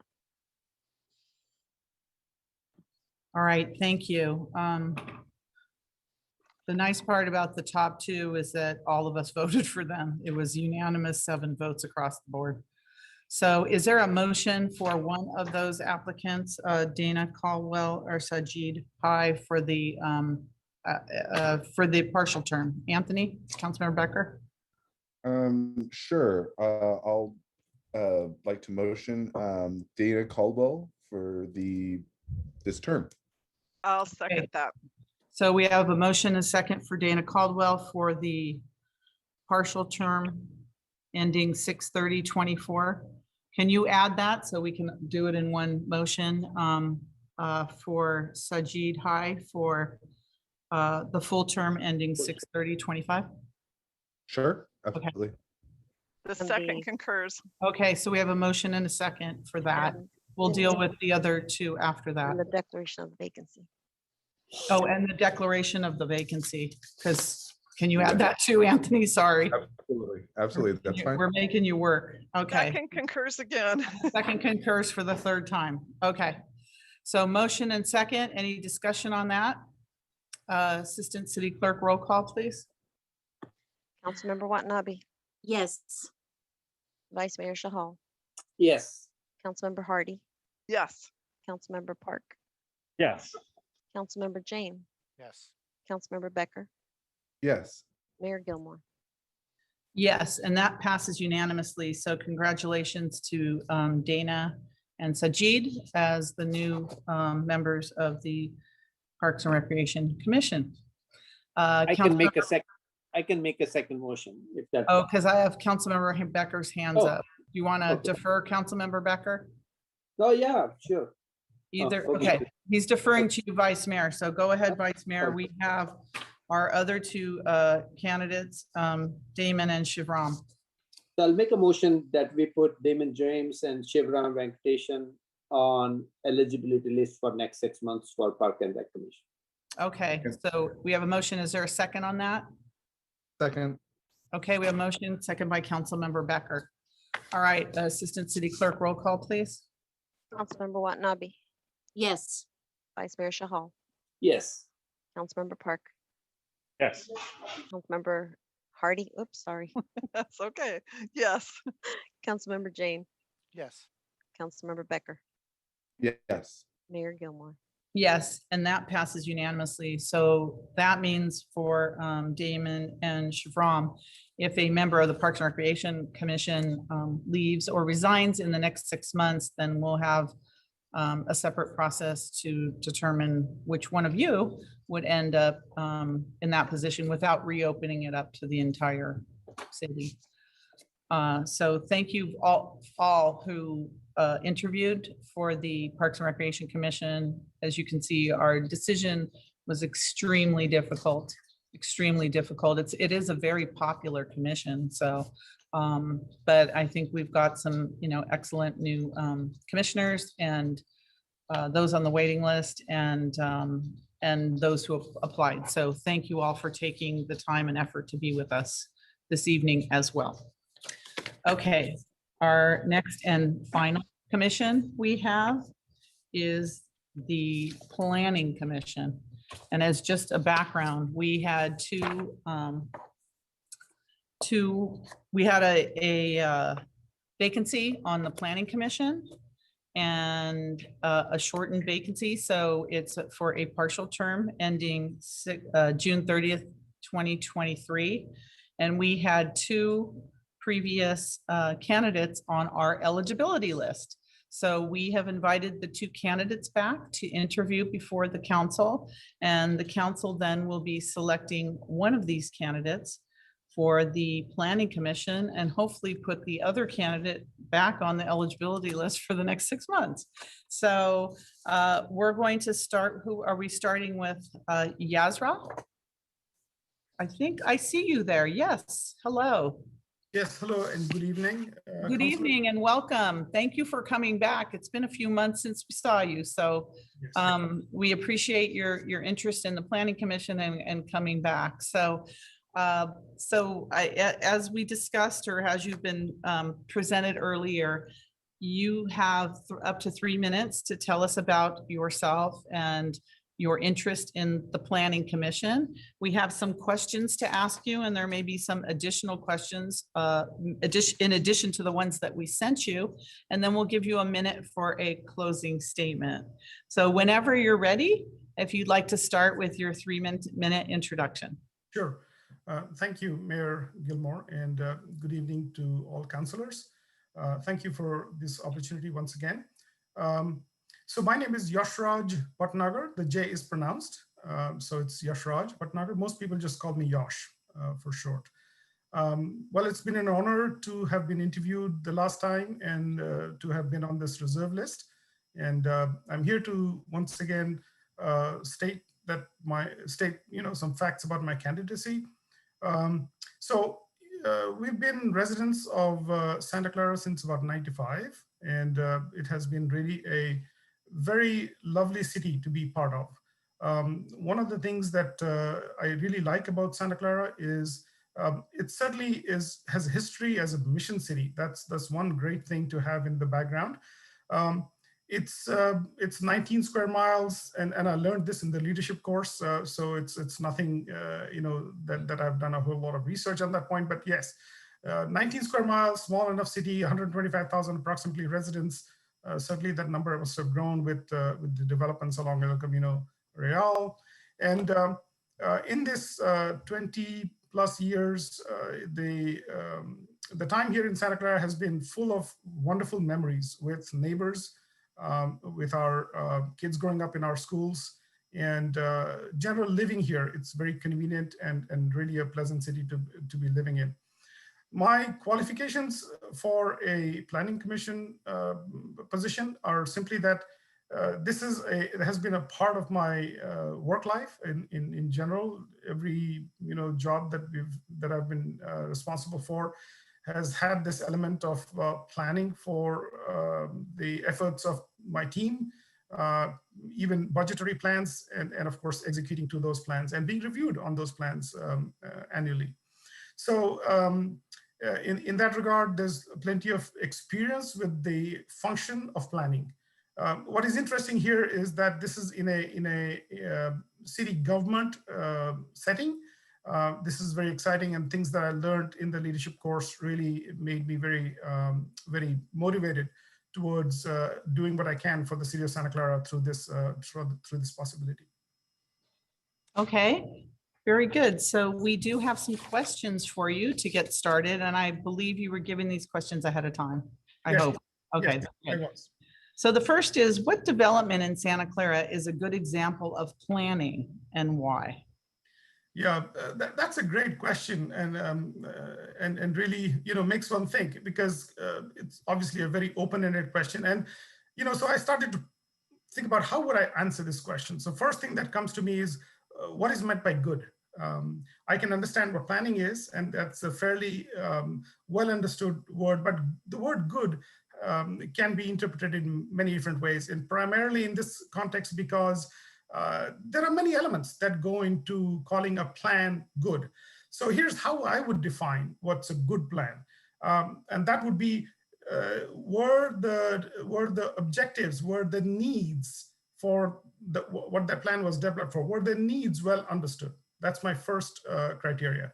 Then, of course, were there proposals that were made to service those needs? Did they make sense?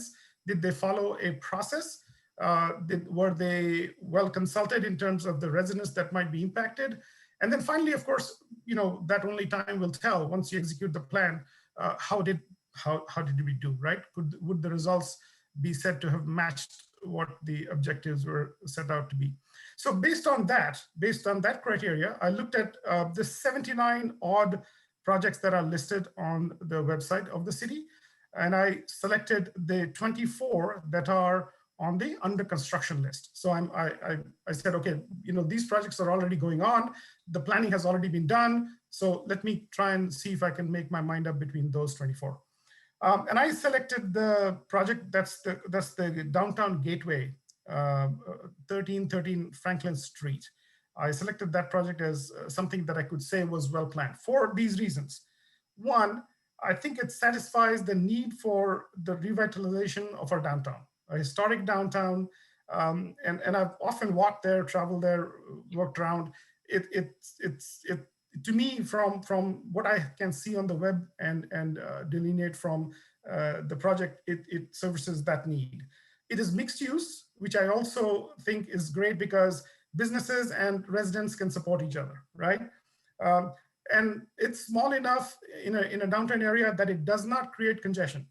A total of 44 residential units, ample parking spaces, and things like that. So based on those criteria, if I define them as my thought process in terms of the needs that might need to be serviced, I thought that this was an example of a good planning project, a project that demonstrated good planning. Okay, very good. What do you believe your role as a planning commissioner would be? Yeah, well, first, there's a charter. There's a purpose. There's an objective. There's a charter. So follow the charter. Provide those services. Really work with the commissioners to develop the best possible plans for the citizens of our lovely city. And really, this is a supporting role for whatever the council's needs are from the planning commission, right? So they will say, okay, we need the planning commission to consider this. And the planning commission then goes and does its duty. Its roster of citizens provides its independent input to the city council so that they can make the best decision for the citizens of the city. Okay, very good. Planning. Do you have any thoughts about the El Camino specific area plan? Yeah, it would be hard to have no thoughts about that plan. So certainly, certainly something that's been talked about, and El Camino is a thoroughfare that it's an artery that touches everyone in the city, right? So, again, trying to think through how I would answer that question, what I could find on the web. My first, it's a large project, right? Obviously, very large project, a lot of businesses, residents impacted. So my first question I wanted to determine was, what's the process? What process are they following? What, is the process of determining what will be incorporated, what will be taken up as plans to be executed? Is the process sort of, lines up with what I wanted to see? So, on that point, are the objectives clear? So when I read about the plans in that 24 slides of this presentation material, I could see that yes, the objectives were clear, and I could also tell that from those 24 slides, I could tell that the thoughtful process is being followed. There are certainly many public hearings that the commission has held, and there's, I believe, another one due on May the 10th. So while it is a big change for the residents of the city of Santa Clara, I believe that a proper process is being followed. People are being consulted, their voices are being heard. So my thoughts are, we will end up in a good place. Let's hope so. Thank you. Do you believe we need more fees and TDM, transportation demand measures, for developers to abide by? So I would answer that question simply by saying yes. And the underlying reasons for that are the developers are really going to, be well off. They're going to make good money out of these projects. And certainly if higher fees can be supported, meaning that, the developers are still interested and we can leverage that. certainly, I think developers should be able to pay higher fees. In regards to transportation demand measures, I think that is a wise thing to do. You know, in the plan, in the El Camino revitalization plan, or area specific plan, I should say, there was a note that we are going to add something like 4,000 plus residential accommodation spaces compared to the general plan that was originally proposed up until 2035. So clearly, you know, when you add that many residents, of course, it's a large area, and that residential density is going to be spread out in that area. But just having used El Camino a lot myself and on a daily basis, the number of lights that have come up, the number of times when I feel that I'm taking a walk across the Hawkeye, where people are being impatient, you know, and I'm walking fast. I'm doing the best to walk across and let them get by, right? People, you know, those have not been things that people have been used to before, and there are several lights now on El Camino. So do I think that we should do some more about transportation planning? I think yes. What about transportation improvements? Meaning widening lanes or providing more access to bicyclists and things like that? All of those things. Yeah, I would agree. So I think there are, you know, for example, sidewalks, the San Mateo Trail, the San Tomas Trail. You know, San Tomas Trail is now over the years now being very well utilized. If you take a walk down there, you'll see bicyclists and walkers there, but not as many as you might wish there were. So improving bicycle access and things like that, my vote would be yes, we should do that. We should. Okay, very good. We have some time left. Is there any other council members that would like to ask Yash some additional questions? Councilmember Park?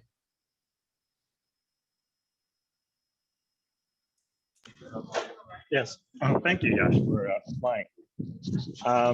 I've often accused the Planning Commission of being an approval commission.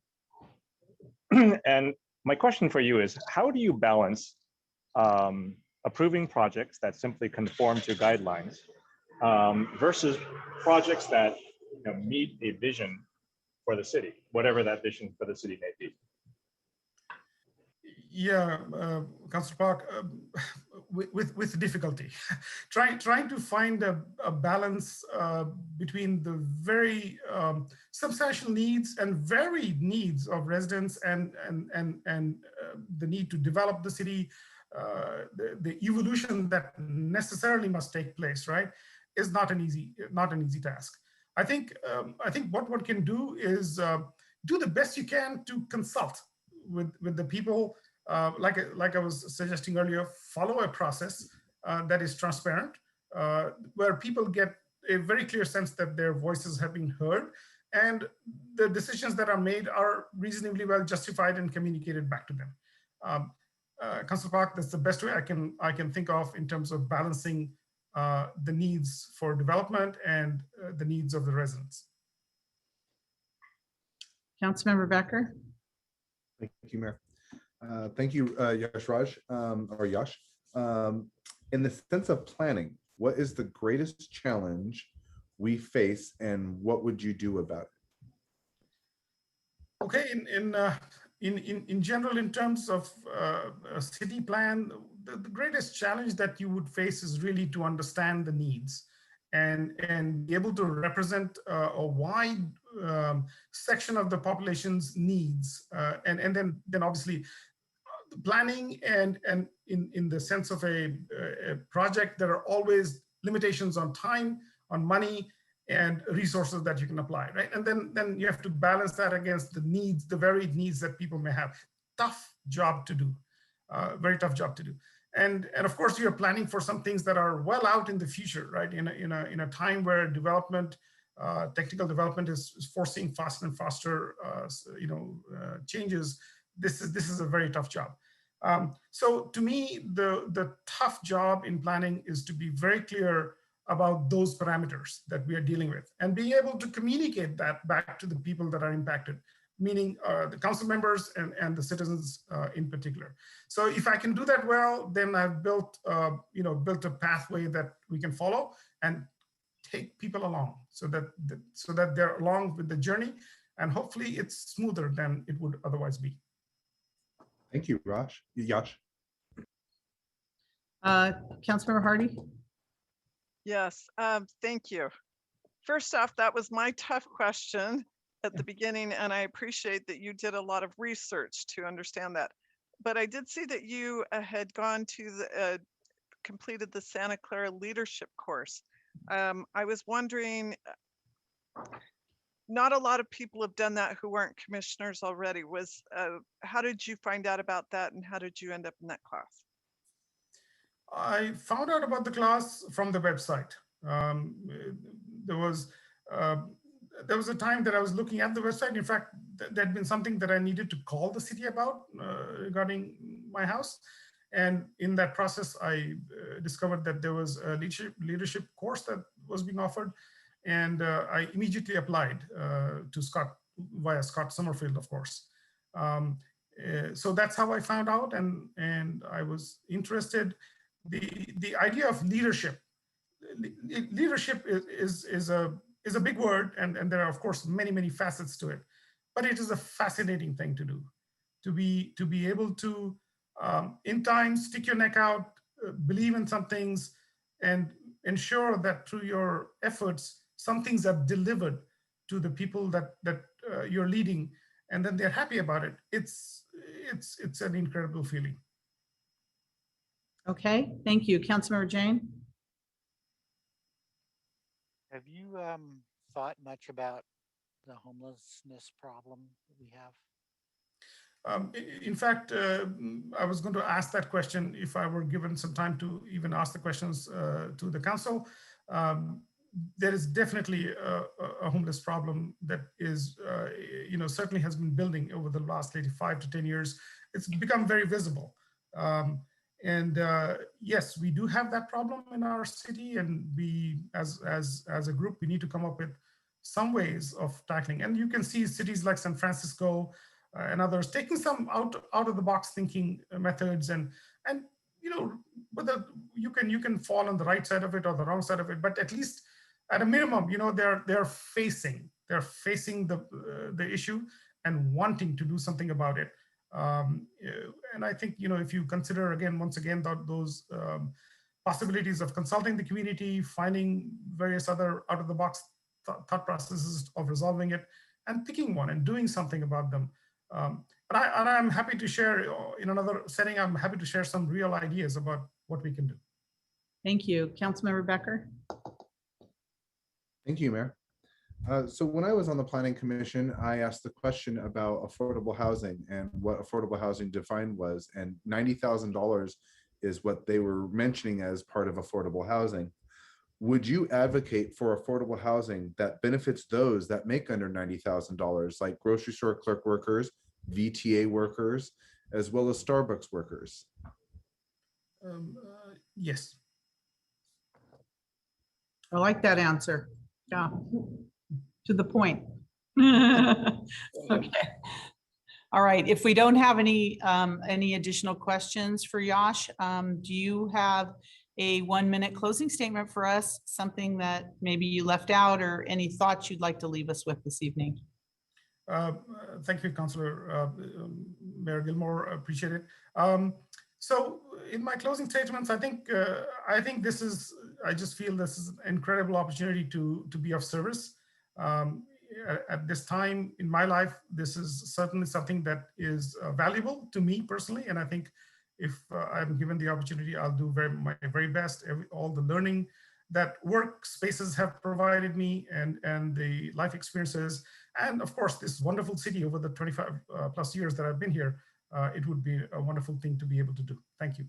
Thank you. And thank you for being a graduate of our Leadership Santa Clara program. I think that's really a great program for anybody who has an opportunity you learn so much about our city and how it operates. And I think I'm looking forward to that starting up again. So, but thank you, Yash. Thank you for coming back again and interviewing for at least the second time.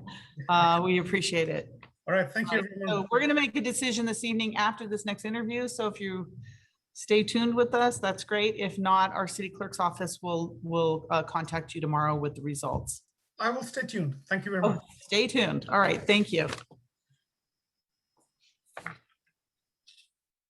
Okay, so our next applicant we have is Ali Zaragari, and I saw, there you are. Hi, Ali. Nice to Hi. see you again.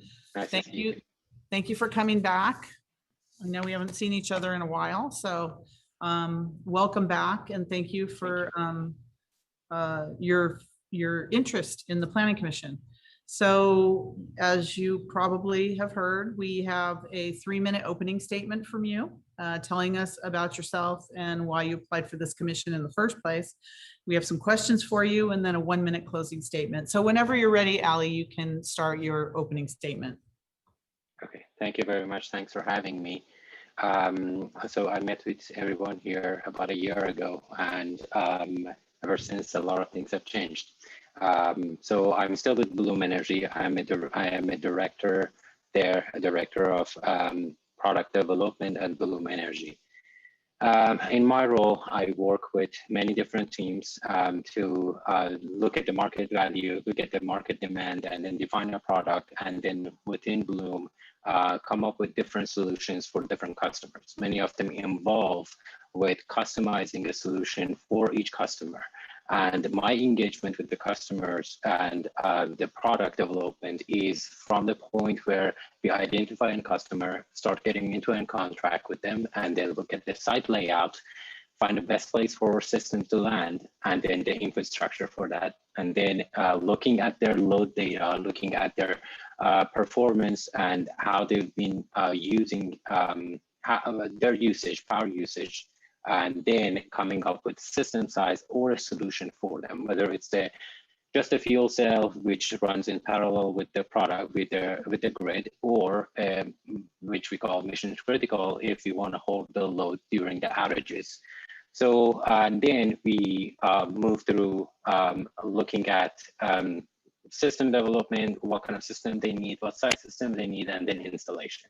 And my role has changed over the past 1 year, which I think makes me even more interested in working with the city, because we started looking at different products that are cleaner for the environment at Bloom Energy, which in the near future will be released. There are statements out there from us that we are working on hydrogen systems, we are working on systems that run on biogas. And so that is another reason that I also wanted to work with city. And just a little bit about myself, I came to this country to become an architect. I love construction, I love city planning, but due to me just learning the language and then sequence of events, I became an electrical engineer. And then I joined Bloom about 13 years ago. And that's when I moved back to the Bay Area from Los Angeles. I went to UCLA. And I've been in Santa Clara for 9 years. I bought a house in Santa Clara, which was a fixer-upper. I built it, remodeled it, and then I worked with the city at that time too. And now I have a family, and I have a 4-month-old daughter. Congratulations. Thank you. That's great. Okay, so let's start with our questioning, and I know you got them ahead of time, at least the 4 questions we have, and then we probably will have questions from council members. So what development in Santa Clara is a good example of planning and why? For me, Santa Clara Square is a very good example of city coming up to speed with the technology. It's a very great environment for a walkable environment for all the residents there, where they have all their needs. There is no need for drive. Also the community that is out there.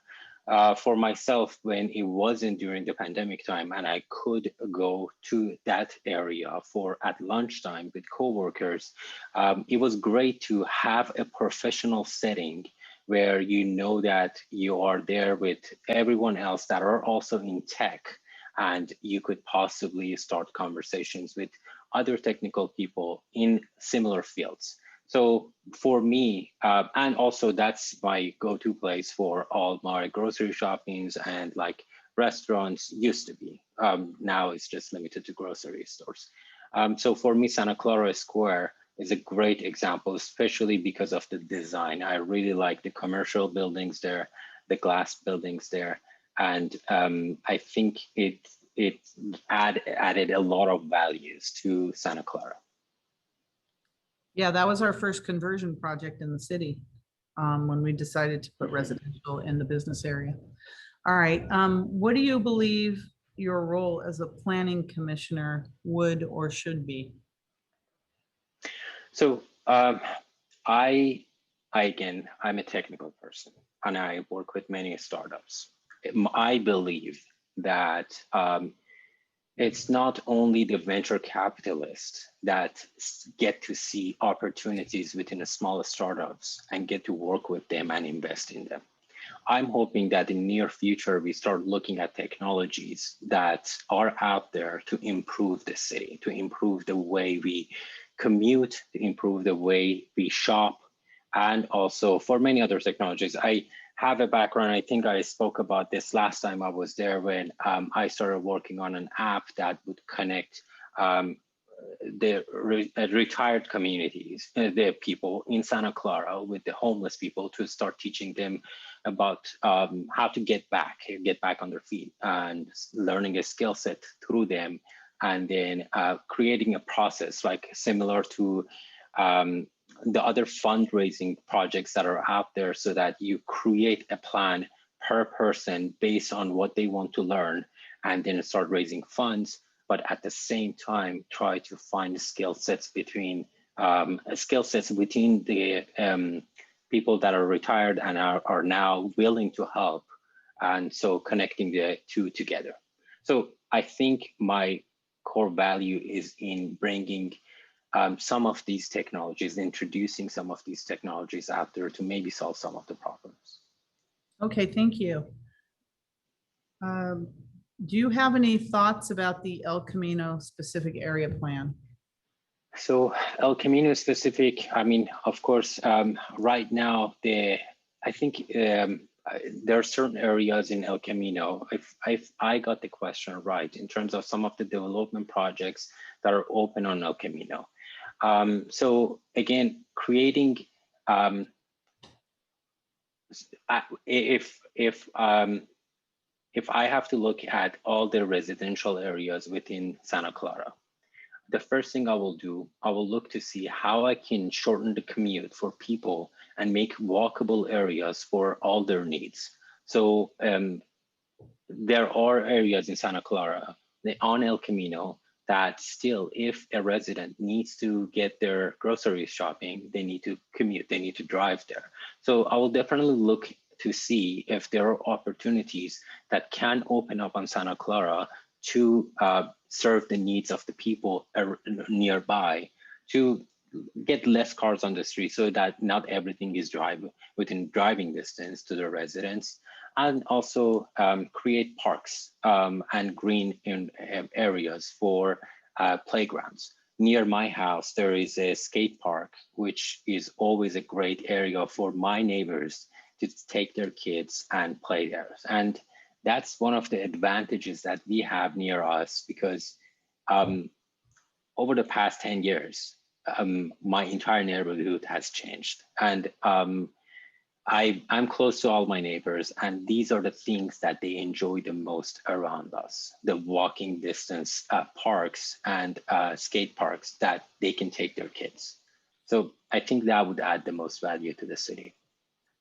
Okay, very good. Do you believe we need more fees and TDM, transportation demand management measures, for developers to abide by? I don't think it's the matter of fees. I think the whole transportation is a bigger problem for the country to address. What can be done, I'm not suggesting that we give up on public transportation. There are definitely great improvements that we can make within the city. If you look at many areas, many bus stops in the city, unfortunately, the ones that are closer to shopping centers have become unsafe spots for some people to stand there and wait for a bus. That's one. So we got to make sure that these areas are definitely like safe and welcoming for people to take, to wait for the public transportation. And but I would also encourage using ride sharing apps. That's also another area that I will invest in. There are many apps that are out there. They're very, very unknown to many people. That if they're these apps, their whole technology is connecting your location to your work and always like introducing you. It's not advertised that way, but it's introducing you to new people, like expanding your professional network. So I think those are the areas that I will invest in most, especially because of this generation. They are eager to expand their network, and this is a great area to have less cars on the street by having them spend time in cars when it's safe together. And then those are the ride sharing apps that I would invest in the most. Okay, very good. What about the need for more transportation improvements? And I know that you talked about that a little bit earlier, but the need for more transportation. So transportation improvement, I can tell you that the issue that I see with transportation today is that rideship is decreasing. So people are not taking the public transportation. As a result, the fees increase and the service drops. So I do believe that there is some money that needs to be invested into public transportation, just because all these gaps that have been created because of the not money making, the many years of not making any money and losing money, and as a result impacting on the service provided to the people. So we have been trying to cover some of those costs by increasing the fares. And so as a result, we were getting fewer and fewer people that were using public transportation. So I think that I would definitely invest in improving the public transportation as well. Okay, very good. Now I'm going to go to the council. Council members, you have questions? Councilmember Becker. Thank you, Mayor. Thank you, Ali. My question for you is, in the sense of planning, what is the greatest challenge we face and how would you address it? In the sense of planning, I can tell you, I would say there are a lot of rules and regulations that are defined by zones. So I would look at those. Now, whether we are looking at transportation, whether we are looking at planning for the city, I know that every zones have rules and regulations that have tied up people for what can be done there. So I would say that investigating some of those limitations that are forced by the zoning rules, especially due to public transportation, if we are talking about planning. Thank you. Thank you. Councilmember Jane? Yeah, thank you, Ali.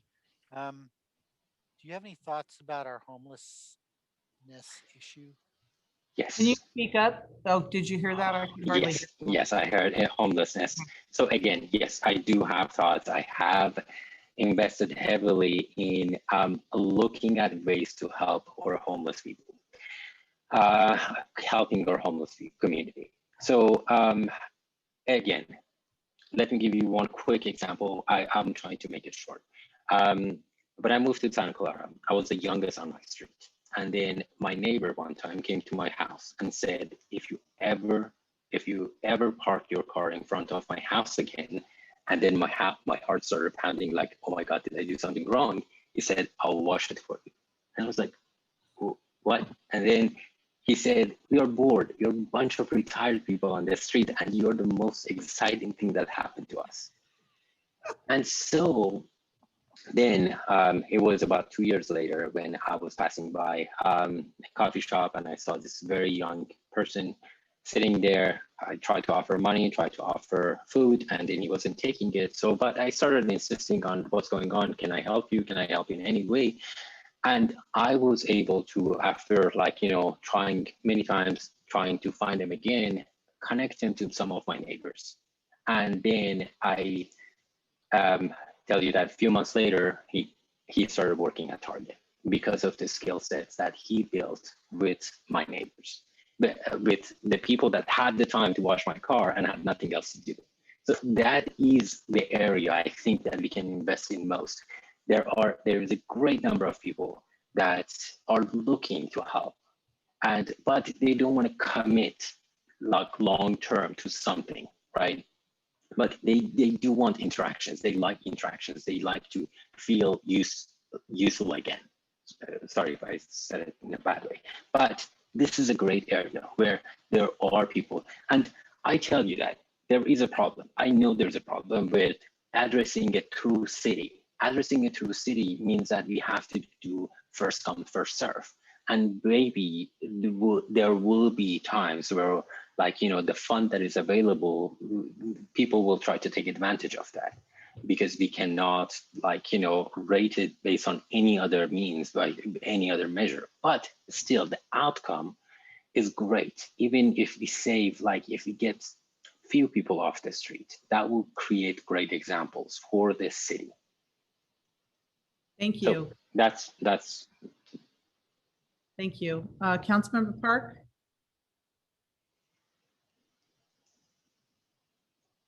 Yes, thank you very much for your application. Do you believe in unlimited growth? Do you believe that's sustainable? Another way to put it is, do you think that there is a point at which a city becomes full? And how do you determine when you're approaching that point or when you've reached it? I don't believe in unlimited growth. I mean, I don't put any restrictions there. I definitely won't believe in monopoly. I won't believe in one power, one source of service, one source of manufacturing, one source for anything. I would try my best to create opportunities, equal opportunities for all the stakeholders, so that the unlimited power is given to people that deserve it the most, whether they're providing a service or providing a product to the community. Hopefully I answered it right. If I hope that's what. Okay, Councilmember well, Beck. I What? was going to say my question was slightly different, which is, like, in terms of growth, like, do you believe that we can just continue to add people and add stores and add things in an unlimited way?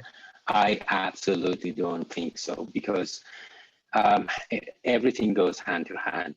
Traffic, that's one thing that needs to be addressed. So the more people, I think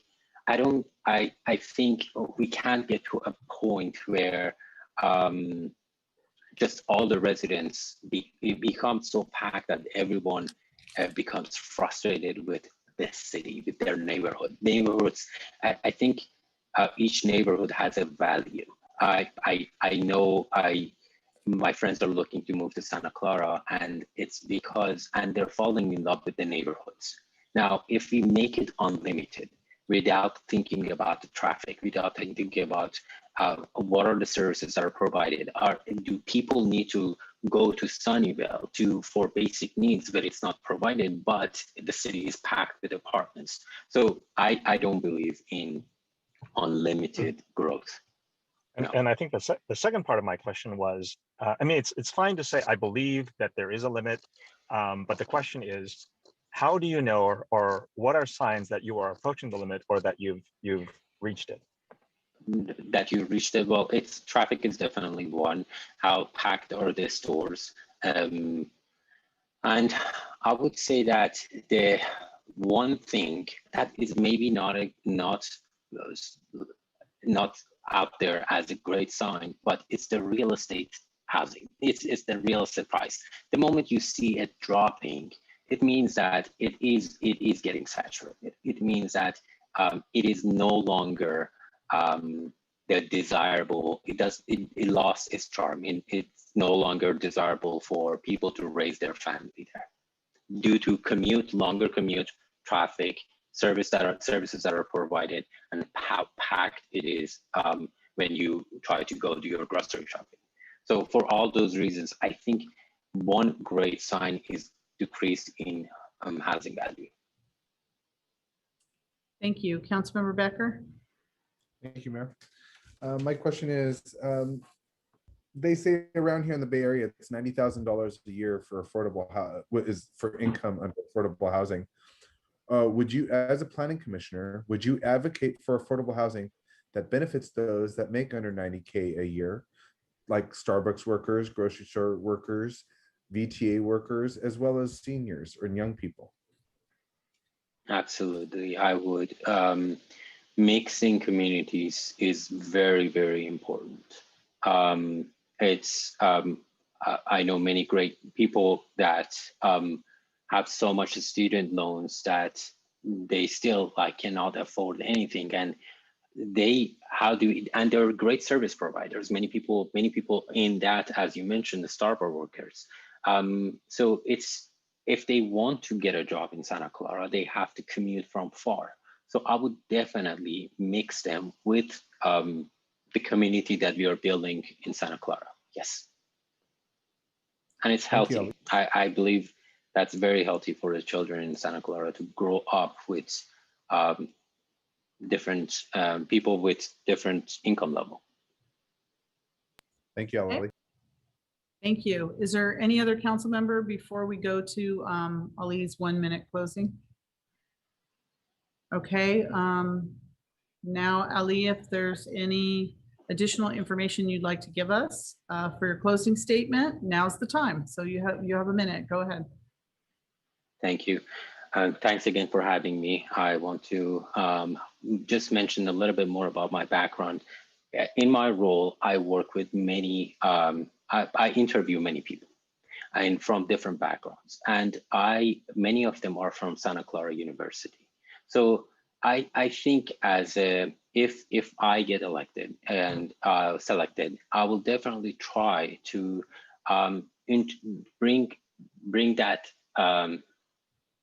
bring some of the students and try to advertise for engaging with Santa Clara University at a different level. It not only it helps them for their future career, it also gives them a great opportunity to work in a city where they're studying. So, and they're very, very talented people. So I don't think where we need advice, it necessarily needs to be from all the experts out there. It can be definitely from students in Santa Clara University that I work with very closely. And so that's my hope, that I can bring that in. I also want to mention one last time that I have a kid. So I definitely want to work and volunteer so that my daughter learns that when you're part of a community, you are part of it and you help build that community. And so that's why I'm interested in this again. Very good. Thank you very much, Ali. Excellent interview. Thank you. And we are going to be deliberating right now. So if you stay with us, you'll find out what we do.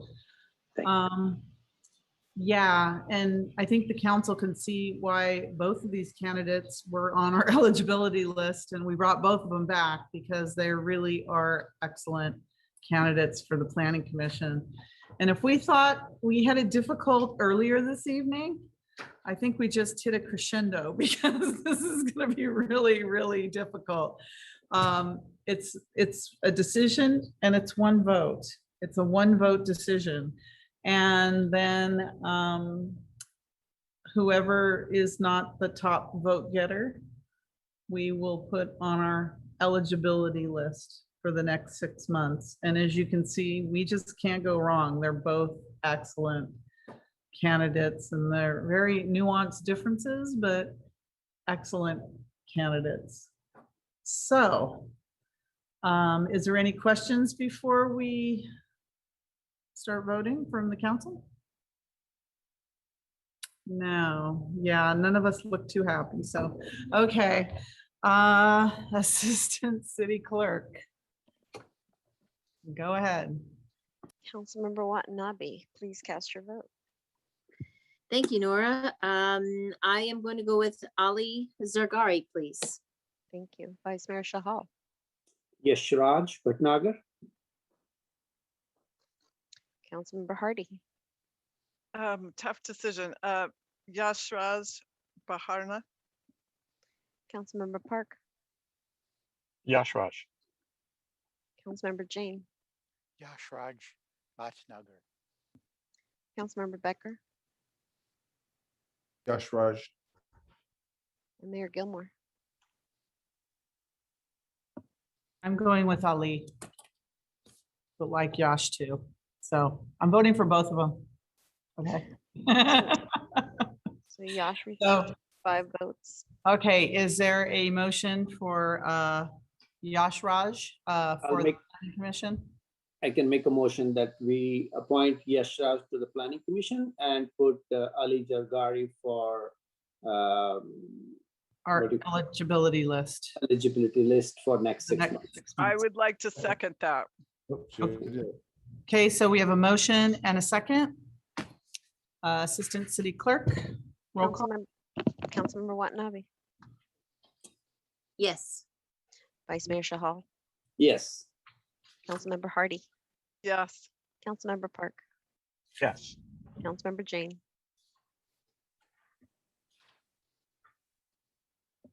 Councilmember Jane. Oh, yes. Thank you. Councilmember Becker. Yes. Mayor Gilmore. Yes.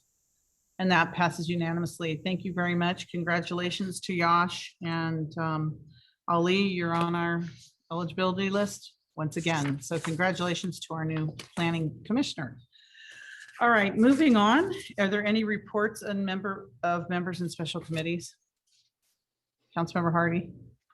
Yes, I will say that because I sit on many of the water boards, we've been very concerned, and with some of the things that have come out from the federal government, I can see coming down the road, we're going to have to do a lot of conservation, and they have asked for at least a 10% reduction, and we may have to go with our new motto is a dirty car and a dry lawn as a status symbol, but we have some realities that we need to be aware of. Okay, thank you. Anyone else? Vice Mayor Hall. And I concur with Councilmember Hardy. I just read an article today, like the Colorado River Dam is at 34 capacity only, and it gone down by 100 plus feet basically. And it's a big concern, not only for our region, basically Southwest region in totality, because that's the basically lifeline for water for that. And if that's happening there, it will be happening to us soon. Yeah. Thank you. Anyone else? Yes, Mayor, I had my hand raised. Sorry. No, okay. No, I just wanted to, I had wanted to do this at the council meeting on Tuesday night, but I wanted to give a shout out. This past month has been Bike to Work, Bike Month, Bike to Wherever month. And so I know everybody's been out riding their bikes, but I just want to acknowledge two brothers that I ran into in front of the Northside Library on Sunday, and they had taken upon themselves to sign up and create a bike station where people could come by, and they gave them information and just encouraging people to ride their bikes. And, I know we were talking about TDM measures earlier, and I just have to say that, it was just so refreshing to see, a 12-year-old and an 8-year-old, Arnav Ahuja and his brother Aryav Ahuja out there just encouraging people to ride their bikes. And I just thought that it's a good example for the future, that our youth are out there promoting, number one, bike safety, but also alternate means of transportation. So thank you, Arnav and Aryav, for your participation in the Bike Month. Okay, thank you very much. I don't think our city manager, executive director isn't here. So is there a motion to adjourn this meeting? I'll motion. So, second, Motion by Councilmember Becker. Second by Vice Mayor, I think it was Chahal. Assistant City Clerk, roll call. Okay. Councilmember Watanabe, Yes. Vice Mayor Shahal, yes. Councilmember Hardy, Yes. Councilmember Park, Yes. Councilmember Jane, Yes. Councilmember Becker, Yes. Mayor Gilmore. Yes. Thank you very much. And thank you, council, and everybody else who participated this evening. This meeting is adjourned. Thank you. Have a good rest of the evening.